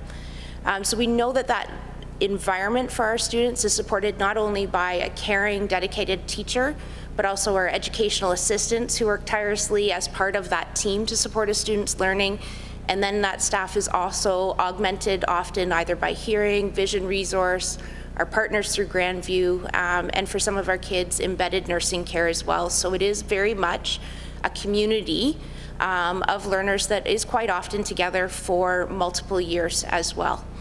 When we look at the commitments made within that IPRC, it is all of that we go forward with families and to our students. And we know that often our educators, again, both teachers, EAs, invest heavily in professional learning in terms of the outcomes of their individual programs based on the students that they support. We also know that for our students who are in many of our special education classes, for example, our developmental programs, which run on a maximum of 6 students, that COVID and a pandemic presents additional layers of concern and worry for our families. So we know where all families, myself included as a parent, monitor those numbers within our community, the impact to some of our students who may have greater health fragility is even more of a heightened magnitude. So for many of those families, what we heard was a need to see the protocols and health and safety practices go into motion, and that the students may need to move more fluidly between the two environments of in-person and at-home learning.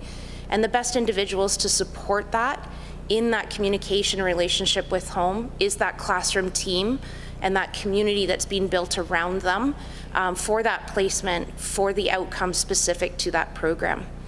When we look at the operational and what happens within those classrooms on a daily basis, we hats off to our colleagues and our educators who do that kind of orchestration and choreography within the classroom, where each and every one of those students receives individual planning based on their individual education plan, where they have teacher direct time one-on-one working on their individual goals.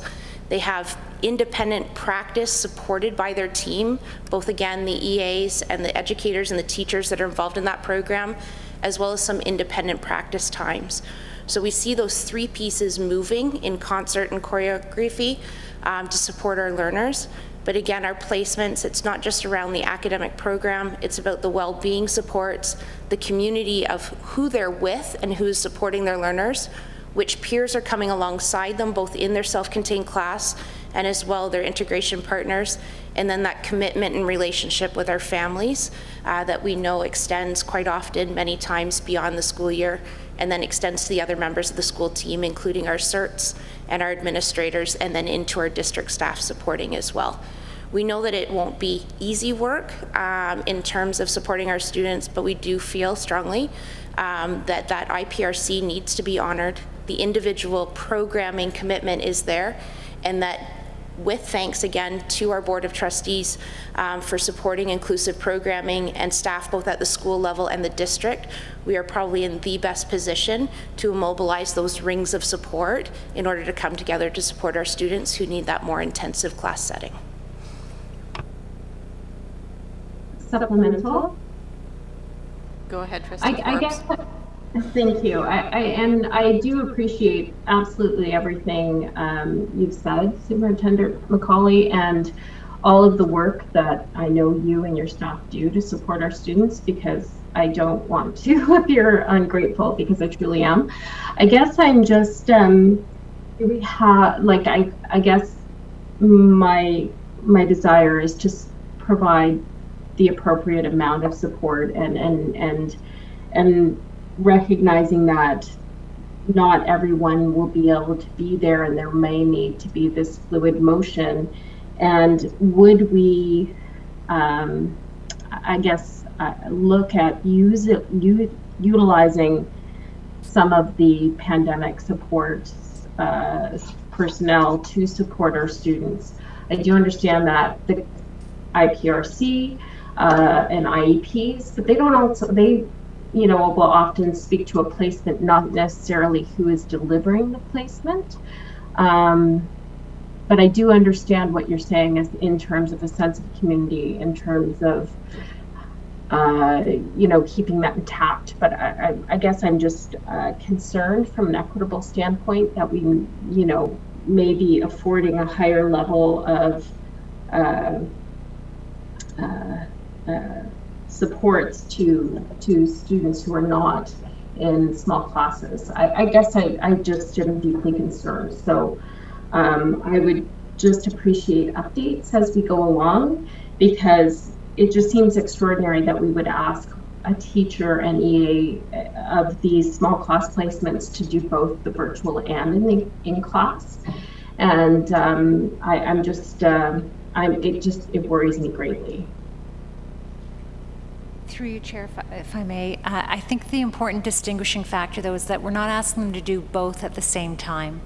And so I think what Superintendent Macaulay identified is that in regular circumstances, you'll have students at different tables, and so there will be opportunities where a teacher is potentially working with one of the students on an individual plan for that student's identified through the IPRC and the IEP as far as their strengths, and then where they're focusing their attention. And so in this instance, as an example, as the teacher would rotate around the different tables with those individualized plans, there may be one table where instead of the student being there physically, it's virtually. But the EAs then would be looking after the other needs within the classroom as far as the practice time or some of those other community pieces. So what we're not asking it to be something that's different than the regular practice in terms of working their way through the rotation of the individualized programs for those small class placements. I mean, that's one of the reasons why those small class placements are 6 students or 10 students at elementary. It is because it's individualized, and there's an expectation then of individualized attention for each child. Not sure if that helps or not as far as illustrating how it plays out in the classroom.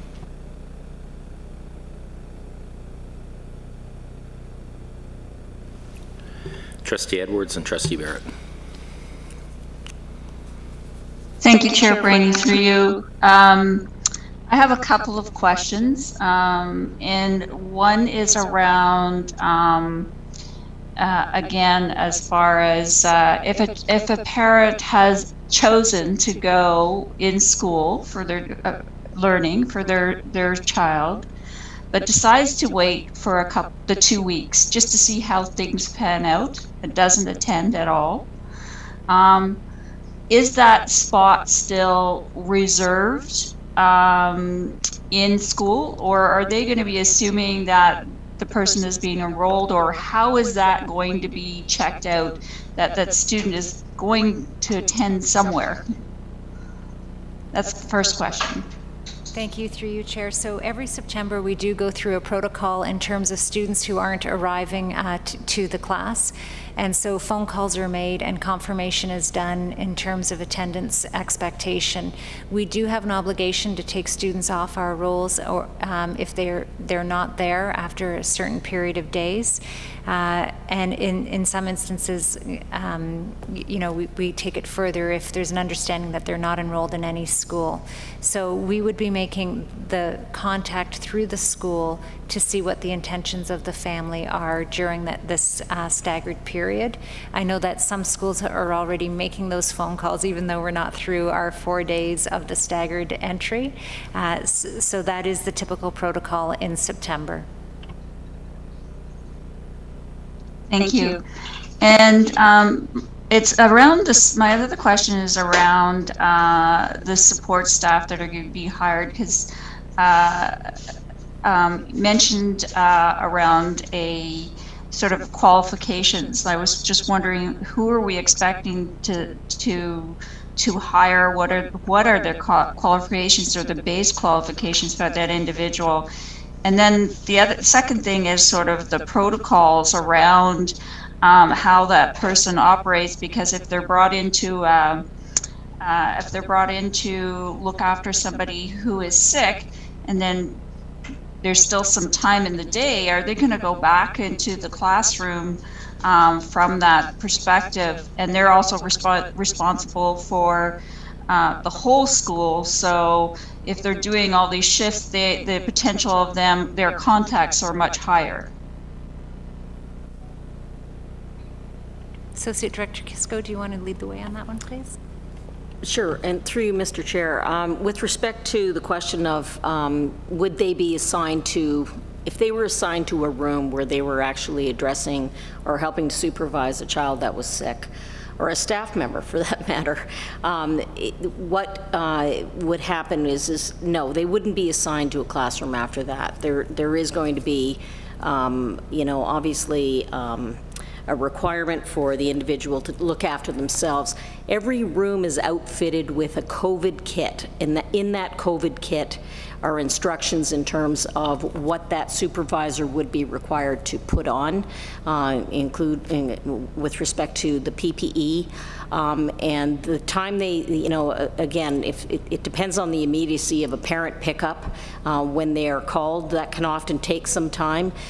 So we're not seeing that if this individual was attending a sick child, they would not be expected to then go off after that experience and be put in other classrooms with students. So the answer to that is clearly no. This is to contain, not to encourage any transmissions.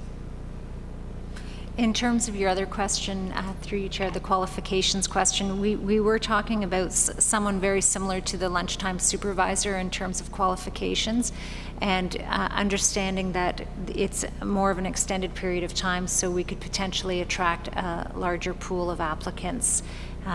Sometimes it's difficult to hire for a very short period of time, so the 4-hour may actually attract more applicants to the position. That was one of my concerns of the, because we have hard time hiring lunchtime teachers, but it's only 1 hour.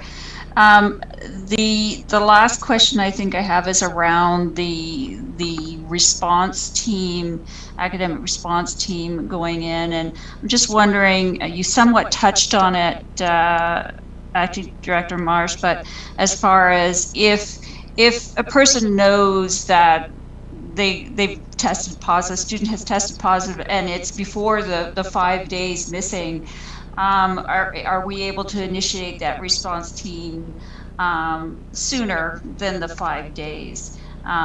It's just important to get the support there as quick as possible in order to for them to continue learning, if they are able to participate well enough to participate.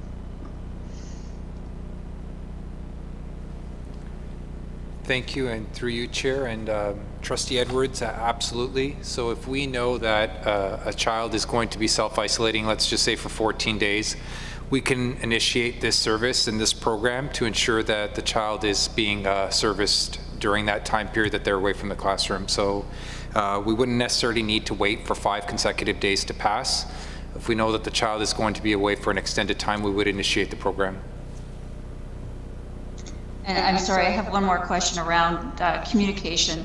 One of the biggest things I've seen, and Trustee Barnes had mentioned that, is around, we've had a lot of information go out, and I too have heard around the ESL community and not understanding that information, but have we been getting it translated? But also, I've also had discussions on those families that, although they have given the school an email address, due to certain circumstances, they have had no contact and had no information at the startup of the school. So I know we rely on the fact that maybe those emails are getting out, but I'm just concerned for our families in need.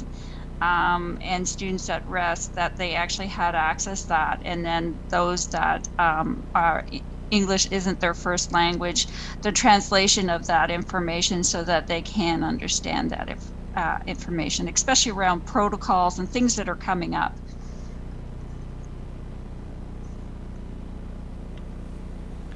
Thank you, and through you, Chair, and Trustee Edwards, you bring up a valuable point here. I know we've had some schools already reach out in terms of potentially having communication that's been sent out translated, so that's something we can work with our ELL department as we move forward to ensure that we are reaching out sort of beyond just our English and French speaking languages to be responsive to family needs. Now I know for for certain communications that we sent out, we do have kind of common languages that we do translate information to. I know in the past that has worked through our ELL department, and they've supported that. But as we go forward, we'll continue to keep that in mind and ensure that we're reaching out to our families in a variety of methods and in a variety of languages as well. And we also need to remember our disabilities. We have parents out there with disabilities, including visual and hearing. And I know most cases people know that, but I'm just looking at school messages and some of that stuff that has been put out, and there's no descriptive video. Yes, you can turn on the screen captioning, but why can't we just turn it on to begin with so that they don't have to hit the button? So just keeping that in mind as well. Thank you. Trustee Barrett. Thank you, Chair Brainy, and I'll be quick. First of all, I just want to echo a few comments.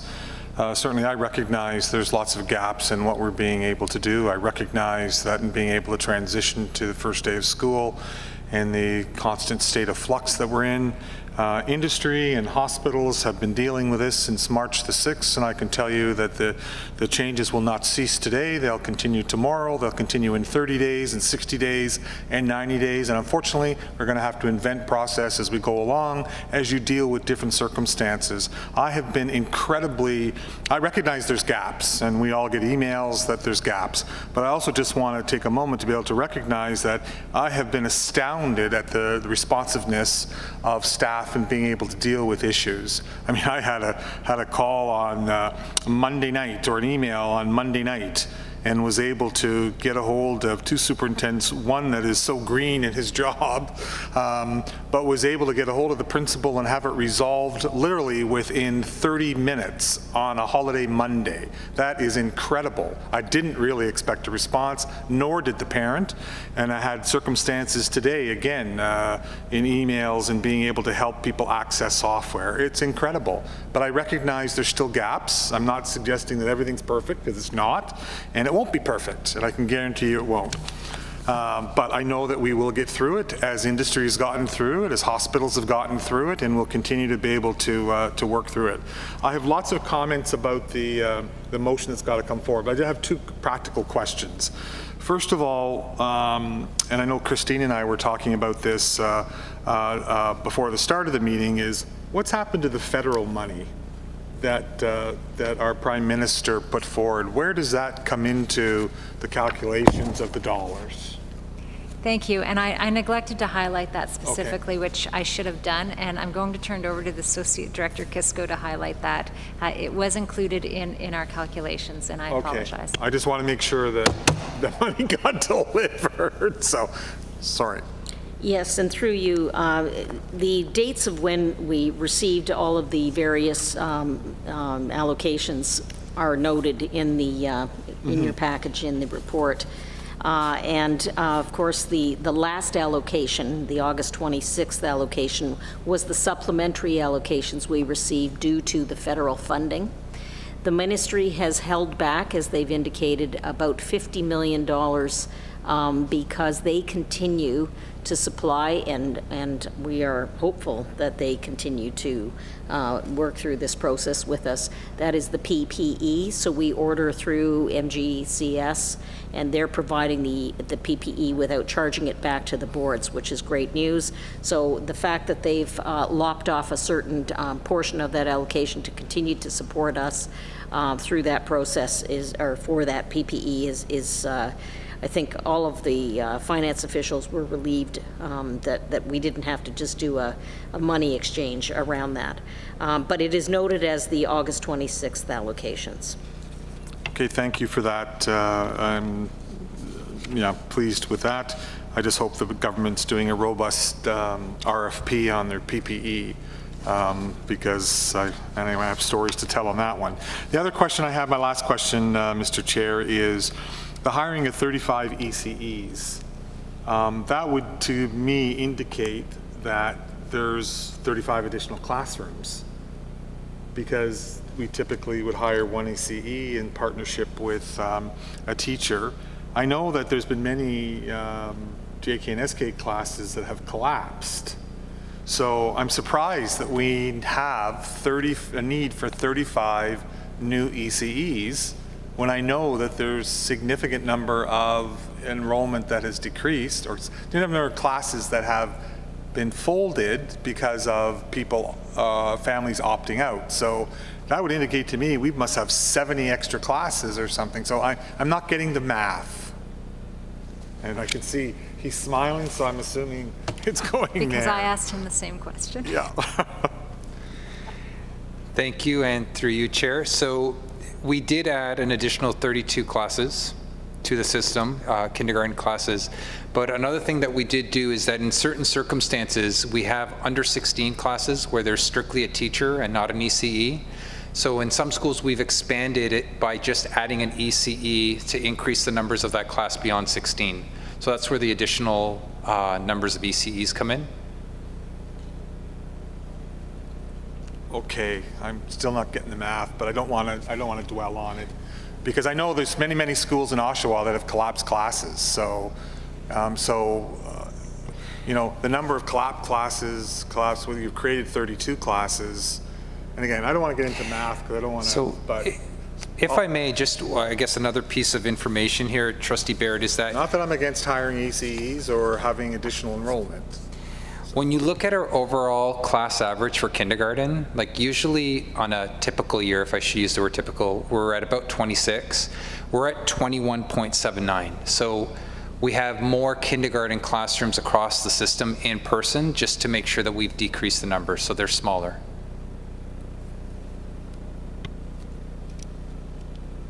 Okay, we have Trustee Thatcher now. Thank you, and through you, Chair. I also recognize the tremendous amount of time and effort that has been put into all of the plans around this program. As a matter of fact, during the summer, I actually asked one of the senior staff if he managed to get any holidays, and he indicated that he got 2 days of holidays. But then when I was speaking with another member of the senior staff, she said he got that much. I also recognize and am really pleased with the fact that the funding here is supporting our staff and our students. But I have a couple of questions, and they're mostly around money, Carla, because it's a big thing. Not that I have any problem with the plan, it's pretty clear. First of all, in terms of the new funding, the funding that we receive for our new students, just some clarification around where that funding kind of fits into our budget. Number two, just looking at I realize that in our schools, we're planning staggered lunches, and this is certainly around the safety of our students on the yard. And I also realize that we're dealing with I'm very clear on the supervision schedule and how that applies to our collective agreement and so on. So I guess I'm just wondering where the 4 hours came in. In my mind, I'm calculating 3, so I'm just wondering how we arrived at 4. And then just my last question is, because it's the biggest chunk of the money here, almost $4 million. I was just wondering, in terms of our additional teachers to address the class sizes, definitely very important. I'm just wondering, is the costing here reflecting money that is from benefits, or is it just salary, or is it salary and benefits? Are these LTO teachers? Do we have any idea at this point? Just those are basically my 3 questions. Again, through you, Mr. Chair. So your first question is with respect to the change or the increased enrollment, and where is that money reflected? So as you know, the ministry's process is that there's an October 31st count date, and we're not quite there yet. So this is really, really early in our projections in terms of suggesting that we have this kind of an increase. The money won't appear until after the October 31st projections are submitted and there's a reconciliation through the revised estimates process. And that's when the ministry then says, okay, you qualify for additional funding. What we understand to be a good component of our secondary increase is the, I'm going to call it as, you know, it's a fifth year. You get students coming back for that, perhaps only one semester, in which case it's 50% of the funding. It's not the whole 100% of the funding. And so we seem to have an increase, a spike really in our grade 12 numbers that are suggesting that it's students coming back for that further semester and perhaps the whole year, but right now it looks like an additional semester. So the reconciliation of the numbers and the grant changes to us won't appear until that whole process of count date is passed. Lunchroom, you asked about our lunchroom amount and how did we get 4 hours. What we heard very, very clearly, and there was a steering committee that was established to work through, and we shared as we were developing the return to school plan. Our steering committee was made up of representatives from each of our employee groups. And what we heard clearly was a concern that who's going to supervise the health room? How is that going to be addressed if that, you know, if there was an issue? And we really did have great discussion about that and determined that schools need additional supervision. And the 4 hours was to recognize that it's not lunch per se, it's other supervision requirements and demands of the school. And 4 hours was, again, a number that seemed to represent, first of all, more attractive in terms of finding somebody that would be willing to, because it's a you know, can be considered to be not a bad part-time job, coming in and supporting the school for a 4-hour block as opposed to 1 hour. Lunchroom supervision is always a challenge because of that. It's only in 1 hour increments.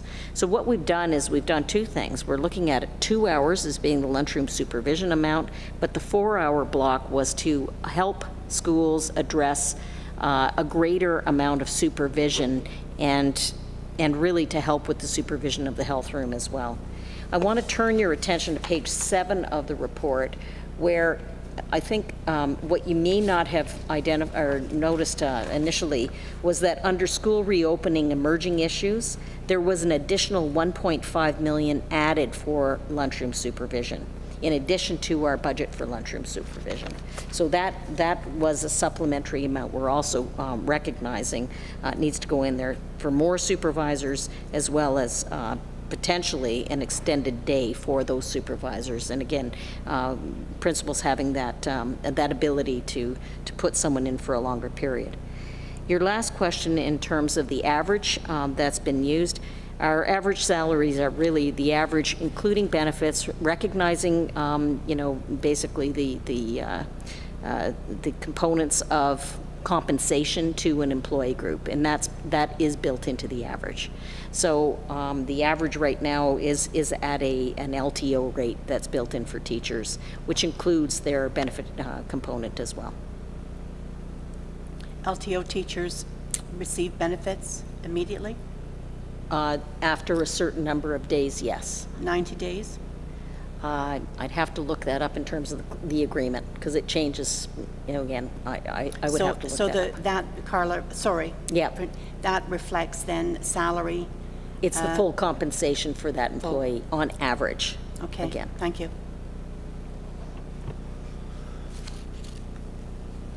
Okay, I'll then go to Trustee Lundquist, who would move the recommendation. Mr. Chair, my hand's been up for quite a while. Okay, go ahead, Trustee Crawford. I wouldn't be able to see your hand if it was up anyways. Well, I was enjoying the questions and thought I'd wait until there was an opening, but okay. Well, first, I have to compliment staff and the trustees. It's been a great session with great questions. But I wanted to talk about the $8 million, and Trustee Barrett sort of took some of those questions, but that 8 million is for the total year, is that correct?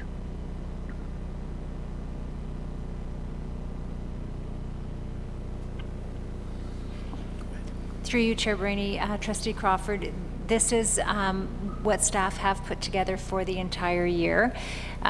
We do understand we're trying to predict an unpredictable situation. And so I do think that it will be important that we give you regular updates in terms of how things are going with this plan and the implementation of it. Because if there are an unanticipated or predictable, unpredictable events occurring, then it may impact this plan. So certainly this is our best thinking to date. As things evolve and the landscape becomes clearer or changes, we may be returning to board with our problem solving, understanding that it's not that there's an infinite source of additional funds, but that we might then have to look at this current plan and adjust it to meet different needs. When you say adjust it, you mean add more to the 8 million? Or? Through you, Chair Brainy, that wouldn't be the expectation, but potentially, depending on where the greatest need was, we might be looking at some shifting of resources to meet it. I think similar to what we did initially in terms of the efficiencies we found, for example, with the first 50 teachers that we placed in prior to accessing the reserve fund. So as the year evolves, we'll continue to look at what flex points we have to address it. But it may mean that at some point, for example, we look at if there's a greater need for teachers in some instances, then we would look for it from within the current pocket. So the expectation right now is that we would not be asking for more than this. This is the ask for the year, but I don't want to mislead to say that this plan won't potentially adjust as the circumstances and needs adjust. Well, you and your staff are doing a marvelous job. If the government puts more money into this as we go along, is there a chance that we might be able to save some of those reserves? Through you, Chair Brainy, definitely, Trustee Crawford. We will identify, one of the things we have found as staff is that we have advocated, in addition to what the trustees did in terms of the letter of concern that they wrote to the Minister of Education, we have through staff channels really worked to try to influence some of the decision making at the Ministry of Education.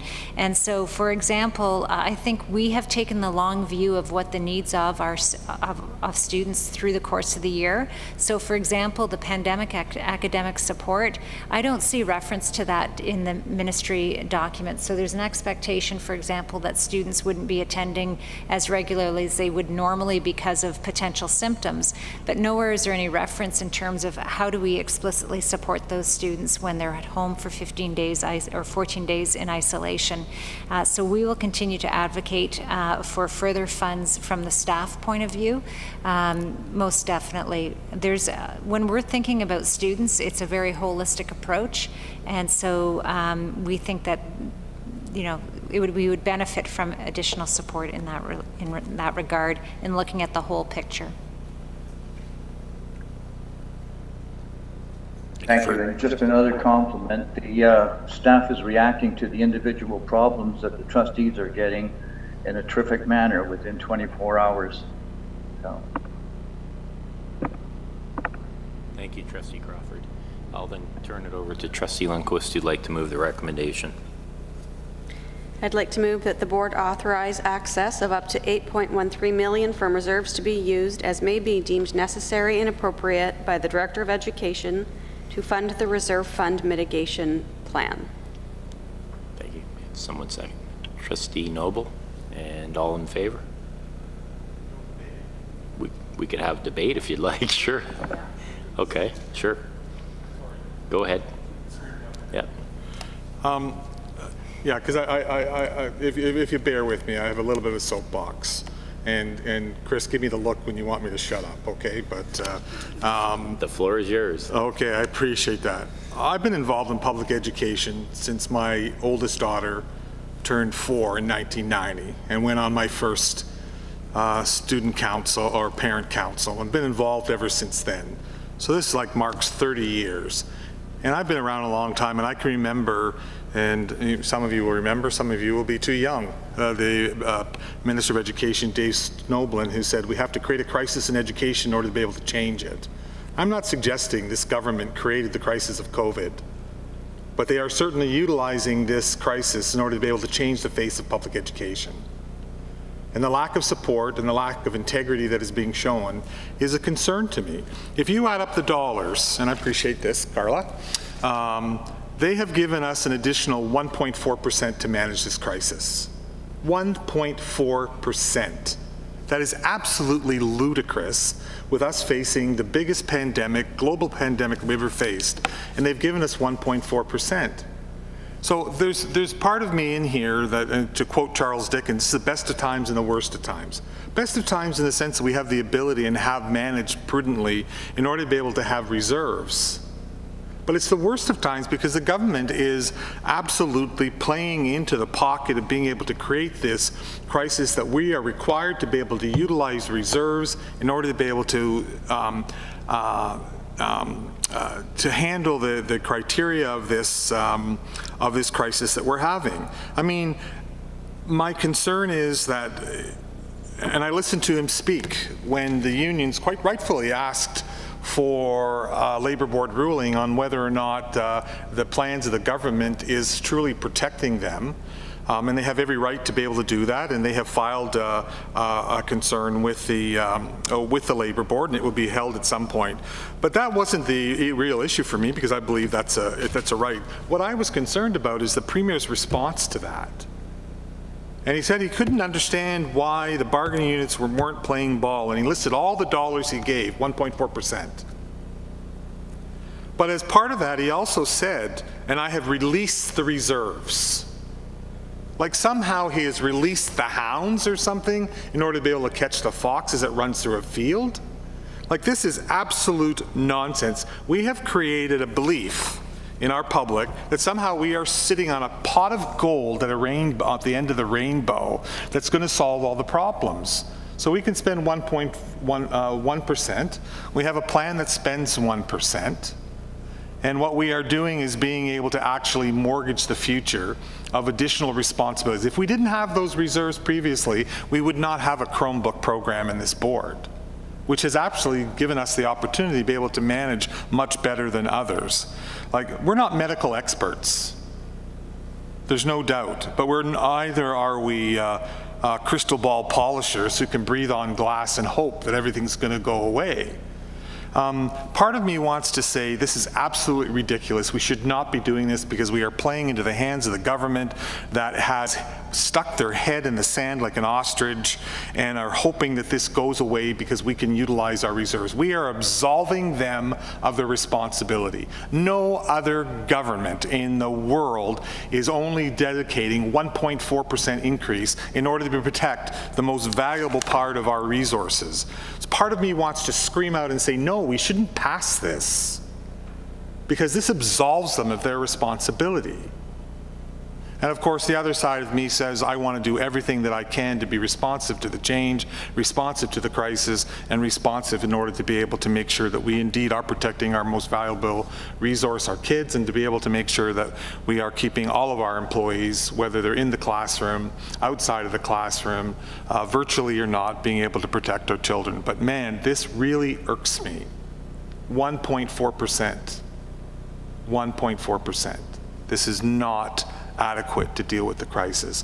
And my concern is, and again, I'm not a medical expert, I'm a crystal ball polisher like everybody else, we may be sitting here in September looking for more dollars to be able to continue, which I think is an excellent program, applaud staff on being able to put these pieces together. We may be sitting here again in September, to Paul Crawford's standpoint, of wondering where we're going to get the extra dollars in order to be able to continue to support those things that we need to support. So I'm going to support this, but man, am I ever reluctant to support this. because I believe that our government has not taken the response that they need in order to be able to make sure that we do what is right. And you gave me the look. Well, you really didn't, Chris, but I appreciate it. Go ahead, Trustee Lundquist. I'm not going to disagree with a lot of what Trustee Barrett said, but I want to be clear that I don't think we're absolving the government of anything. It is clear where this problem lies and at whose feet it lies at, and it is not ours. I struggled initially with the motion, despite being the person who brought it forward, and I struggled with it because I didn't want there to be a sentiment that we were letting them off the hook. And yet I recognize that although we don't have crystal balls, we are reasoned, rational thinkers who are responsible for the children in our system. And to me, passing this motion is about that. It is about being responsive to the kids that we have when this government is not being responsive to the needs of the safety of the kids in the system. So I don't love spending this money, right? It is money that we could use for important programs for kids who desperately need more than all governments have provided for a really long time. But I don't know how we don't spend it at this stage. There is a crisis that we are facing, and our children deserve to have us respond to it with everything we've got. And so clearly, as the mover of the motion, I'm going to support it, but I just really want it to be clear that I don't think our task ends today by doing this. I think it's incumbent on us as trustees to continue to push the government to do what it should have done throughout. And so I'm hopeful that even if we pass this motion, that we will still send letters and raise awareness of what the government hasn't done to protect the kids in this system. Thank you. Any other comments to the motion? Seeing none, can we take a vote on that? So all in favor? Anyone opposed? Okay, that carries. Thank you.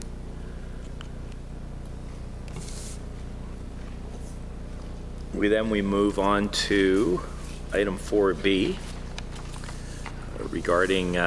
regarding masks, and I'll turn it over to Trustee Templeton at this point in time.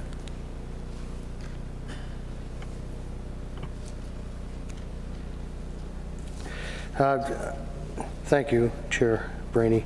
I've been tossing and turning thinking about the mask system in place that the government has regulated after listening to phone calls and reading emails from many concerned parents and teachers. I think we need to increase the safety feature in the DDSB. With the 1 meter distancing, which goes against the actual rules anywhere else indoors in public spaces, we should take all measures we can to keep our students, staff, and teachers safe. This has been weighing heavily on my mind and is one of the reasons for bringing this motion forward. If our children and students have not been together in large groups since March 16th, how can doctors determine that they are at a lower risk to contact or spread COVID?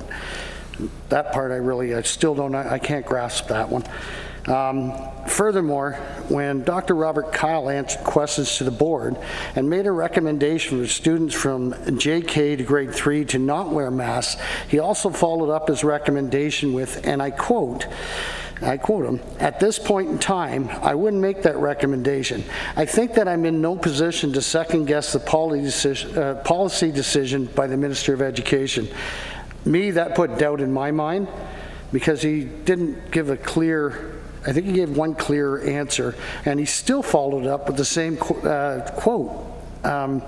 So the motion that I want to bring forward is that all students in the DDSB from grades 1 to 3 shall be mandated to wear masks subject to the duty to accommodate. And I believe Trustee Noble seconding your motion, Trustee Templeton? Okay. Just see that acknowledgement. So let's have speakers to that. Just point of order, Mr. Chair. It notes on the agenda that it's a notice of motion. So is it actually a motion or a notice of motion? It's actually a motion, correct? Yeah. It's actually a motion. Okay, so the agenda is incorrect. So speakers to that? Oh, Trustee Edwards, go ahead. I'd like to be on the speakers list. Thank you, Trustee Crawford. I'll note you second. So Trustee Yes. Edwards, go ahead. I'll take my turn. Just another procedural point of order is that if it is coming forward with as a notice of motion, that we do need two-thirds of a vote because of in order to deal with it, to actually approve it as a motion and not a notice of motion before we actually go through the voting of the motion. And that's according to our bylaws. Point in time, just to clarify, just to ensure that that is correct, could I just turn this over to our General Counsellor, Patrick Cotter, just for a recommendation on that? Thank you. So this would be the adoption of a new board policy, which would require a minimum of 5 days notice under the board bylaws. As Trustee Edwards pointed out, the board can waive the bylaws on a 2/3 majority vote. And you had this in the 5-day period, well beyond that, I believe. Yes. I believe it was well beyond that, yes. I believe so too. So do we want to take a vote to proceed with that to see if we meet that threshold? Is that the recommendation that you would give, Patrick? Yeah, I would recommend that the board vote on whether to waive the 5-day notice period first before considering the motion, correct? Okay. Do we have any speakers to that, or would you like to just proceed to that, to waive that? So all in favor of waiving that notification period? Sorry to be a stickler, but we'd actually need a motion and a seconder, Chris, to... I'll make the motion. Right, so... You make the motion then, Trustee Noble, seconded by Trustee Templeton. All in favor?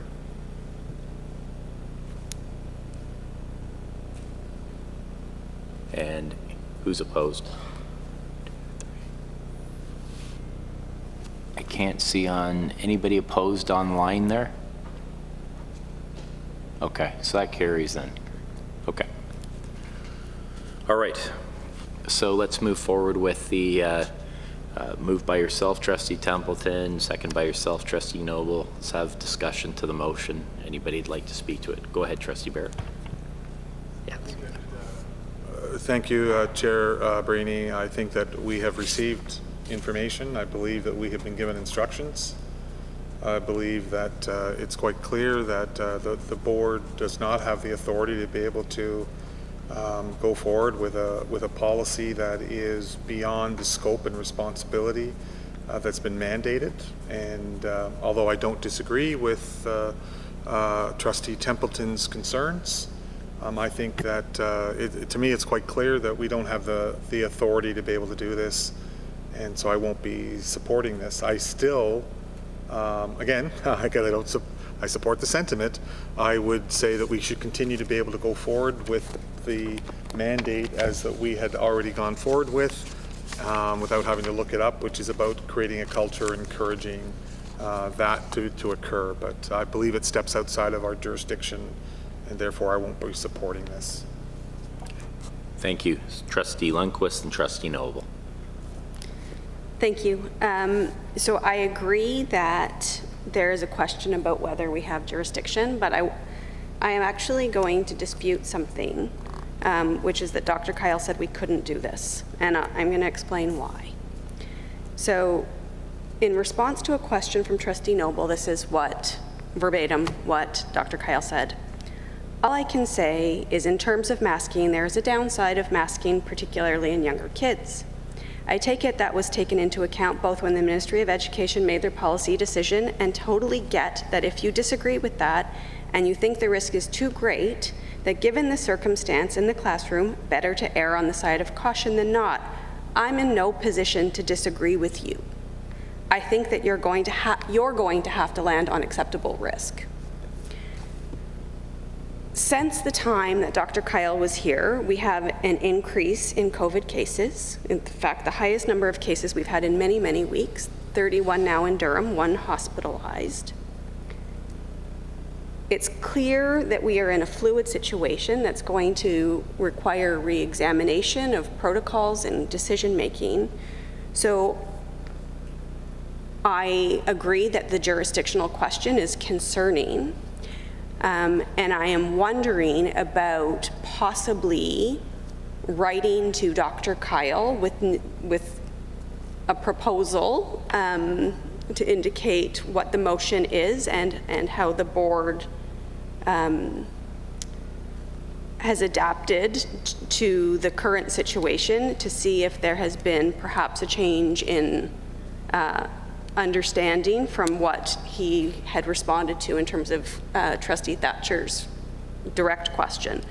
So I actually think that there is sufficient gray area that it's open to us to pursue an answer in the changing circumstances before us. And in light of that, I don't think I'm uncomfortable voting the motion down, but I'm not comfortable voting for the motion as is. But I do think it's something that we should continue to explore. I don't think the fact that someone spoke and equivocated, frankly, at the time is adequate for us to retract from a position that many of us think is a safety issue for our kids in the system and for the staff in the system. So to me, I think there is enough gray area there that we should continue to explore this as a possibility. I'll go to Trustee Noble, but I wouldn't mind speaking to that first. I don't speak too often to these issues since I'm chairing, but I think it's an important issue, and I commend Trustee Templeton for bringing it forward. I think it's a discussion that is very healthy for us to have. I think we'd like to know. I think there's many people that would like answers and at least explore that. Excuse me. That being said, we've heard so many things this evening about, and I think we've all been assured. I know that we all have confidence around this table ourselves with the job that Acting Director Marsh and the staff team and the time and efforts that they've put in this summer. So on top of what Trustee Lundquist said, which I think is very wise, that we explore this, I also believe that with the planning that's been put in place so far to this point in time, that also we're going to get, by maybe holding off on this, to get some more input from staff, and that may end up giving us a more confident decision if we do bring this back to make a decision on this. I believe that we're going to see a number of learnings probably in the next 2-3 weeks, maybe a month. I know that our staff and ourselves around this table take this very seriously, and that we're acting in that capacity. So I would agree with Trustee Lundquist that perhaps we should wait, hold off, get some more input. I'm very confident with what we're doing right now and putting our foot forward as a board, especially a board that started a week earlier than some other boards. It's simply because of all the hard work and effort that you've all put into this summer, and the whole system has. So I'd prefer to see some more input and learnings, and also riding upon what Trustee Lundquist said. I'm not prepared to make a decision either way, and I think it's wise to put that off. However, as I said, I commend Trustee Templeton for bringing this forward, because I think it's a discussion that's very important. Trustee Noble, go ahead. Mr. Chair? Trustee Crawford, I'm going to go to Trustee Noble. Oh, sure, that's fine. Go ahead. Then I'll go to Trustee Noble, yourself. I have Trustee Thatcher, and then I'll go to yourself. Okay, Trustee Crawford? Yes, that's fine. Okay, go ahead, Trustee Noble. Thank you, and to top that one. I seconded the motion because I have a lot of various thoughts on it, one of them being from the meeting we did have with the doctor. I asked the question what the difference was between students from K to 3 wearing a mask versus not, and the response I got back was what Trustee Lundquist had said earlier in the meeting. I found that slightly concerning, as some of the reasons that he had mentioned for not having masks was that kids touch their mouth and could touch things, but I'm not seeing the difference where kids touch their mask versus touching their mouth without a mask. I'm not seeing where the difference is in that and how that would change anything or how masks would make that situation worse, truthfully. Another reason why I wanted to support this was the note that says subject to the duty to accommodate, meaning we would not be forcing it on every single student if they could not physically wear it. I think that would provide us room where, it was mentioned earlier, where we could end up in a legal case. That would provide more room where we're not forcing them to wear it, but it's more of a solid recommendation still. I also believe, and please correct me if I'm wrong, but the mask mandate from Durham Region itself was mandated for children aged 6 and above, which would mean that grade 1s, 2s, and 3s must wear masks outside of the school, in Durham Region, in stores. So I'm not seeing why that would not also be able to line up with our Durham District School Board in the region. Okay, thank you, Trustee Noble. I'll go on to Trustee Thatcher, then Trustee Crawford. And through you, Chair. I also completely understand where Trustee Templeton's coming from with this, and I definitely feel it's a topic that warrants discussion. I know myself, in listening to teachers, comments from teachers and from parents, that I've kind of waffled back and forth on it, and I really must say that I struggle making that decision.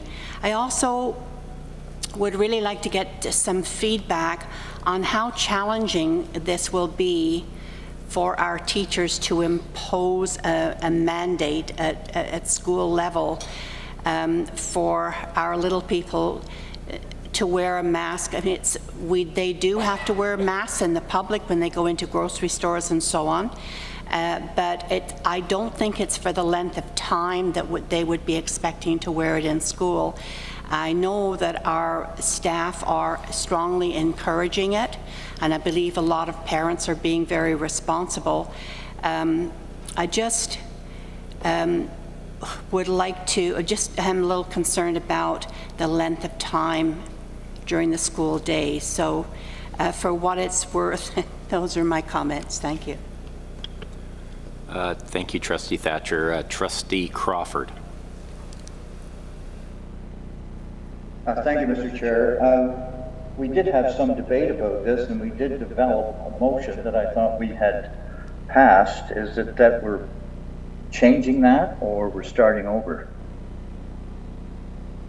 And did we not have a discussion about we would encourage masks?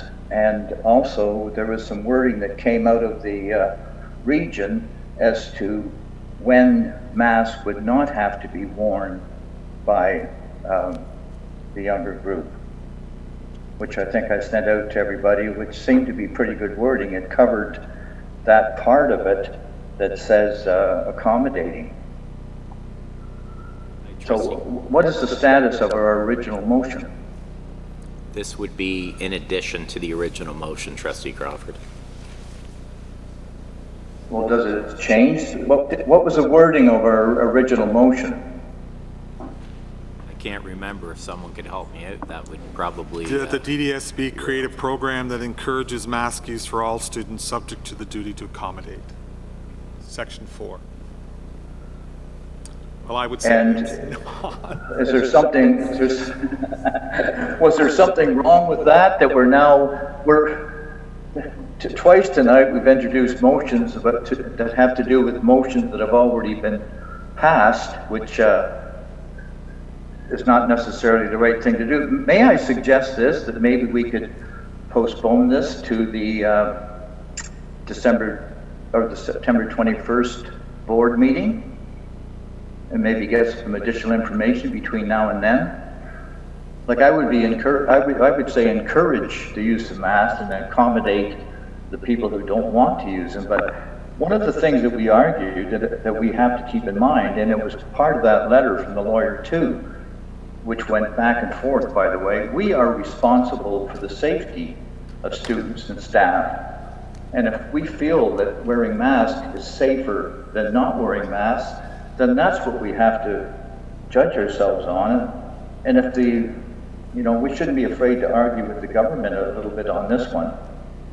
So maybe I'll move to postpone this to the September 21st board meeting.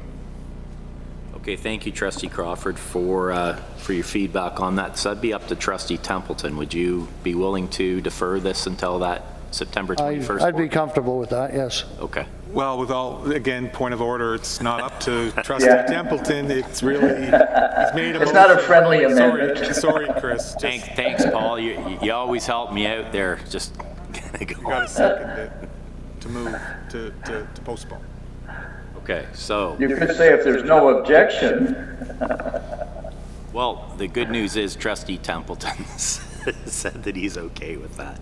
So let's have, can we take a vote then on that, or the people want to speak to it? No, anybody want to speak to it? Trustee Noble, there you go. Okay, here we go. I didn't want to speak to it. I just wanted to clarify something I mentioned earlier. I had said that Durham Region's mask mandate was for children 6 and over. It is actually for children age 2 and over, and I just wanted to clarify that for the minutes. Can I say something to that, please? Go ahead, Trustee Barnes, why not? Thank you. I would have a hard time supporting this as well. We voted for strongly encouraging the younger students to wear it.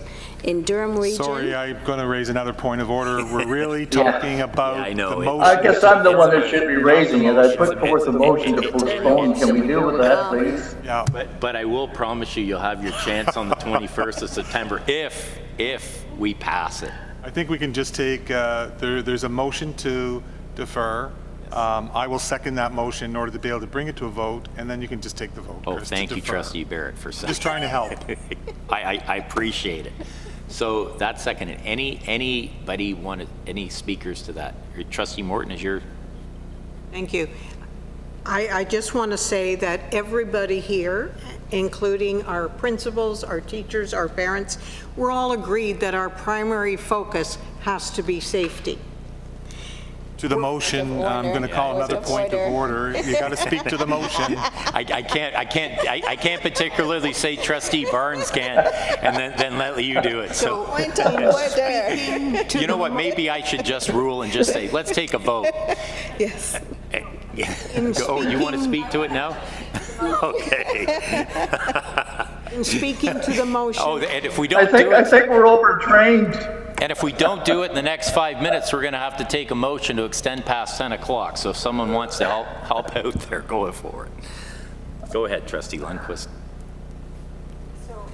The only thing I wondered about, I will support the motion to defer, but I'm wondering if we can also in that time send a letter to Dr. Kyle inquiring as to whether he would be opposed to the DDSB passing such a motion.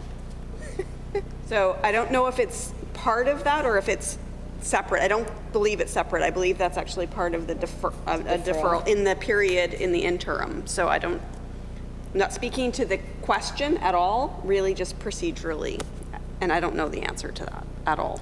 So are you saying, Trustee Lundquist, that this is an amendment to the deferral that? Yeah, so it would be to defer and in the intervening time, send a letter to Dr. Kyle inquiring about whether the circumstances have changed such that he would be opposed to the DDSB passing such a motion. And we should be talking to the jurisdictional issues that we talked about that have not been released because that was in a different meeting and should not be talked about. But we should we should also talk about the jurisdictional issues as well as part of that. Yeah, I see it that way too. Yeah. Yeah. Is everyone okay with that, adding that to it? See, okay. Yeah. Okay. Michael and I will second it, get it done with. Thanks, Trustee Crawford. Trustee Barrett already has, so we'll just kind of go with that. Seeing no further questions, speakers, all in favor of that? Yes. You're yes too, Paul? Great. All in favor? Yes. All right. And on that note, I have one quick thing that I'd like to ask that's not on the agenda. I just ask any, we have definitely Durham. The committee, I need 2 trustees that would like to serve with me on that committee. and I prefer to take two that haven't really been involved with anything lately. I believe Trustee Morton, I'm looking at her, and I think Trustee Barrett, I think you're next on my list for that. If I would certainly yield on being able to participate indefinitely term to someone else who might want that experience. Okay, thank you. So Trustee Morton, I've got a hand up. Anybody else?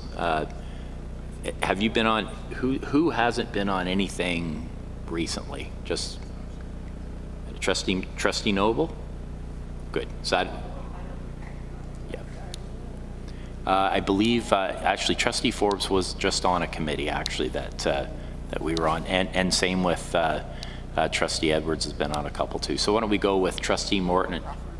Actually, that Trustee Crawford was on a committee recently also. So I think I already spent a week with you, Mr. Chair. Oh, I think it was 8 days, Paul. It was longer than that. But thanks for remembering. It seemed like 10. So Trustee Noble, you would accept that, and Trustee Morton? Okay. So Kim, those will be the two. If you can let Karen know tomorrow, that would be terrific. And on that note, could I have someone move adjournment? Trustee Barrett, all in favor? Terrific. Thank you.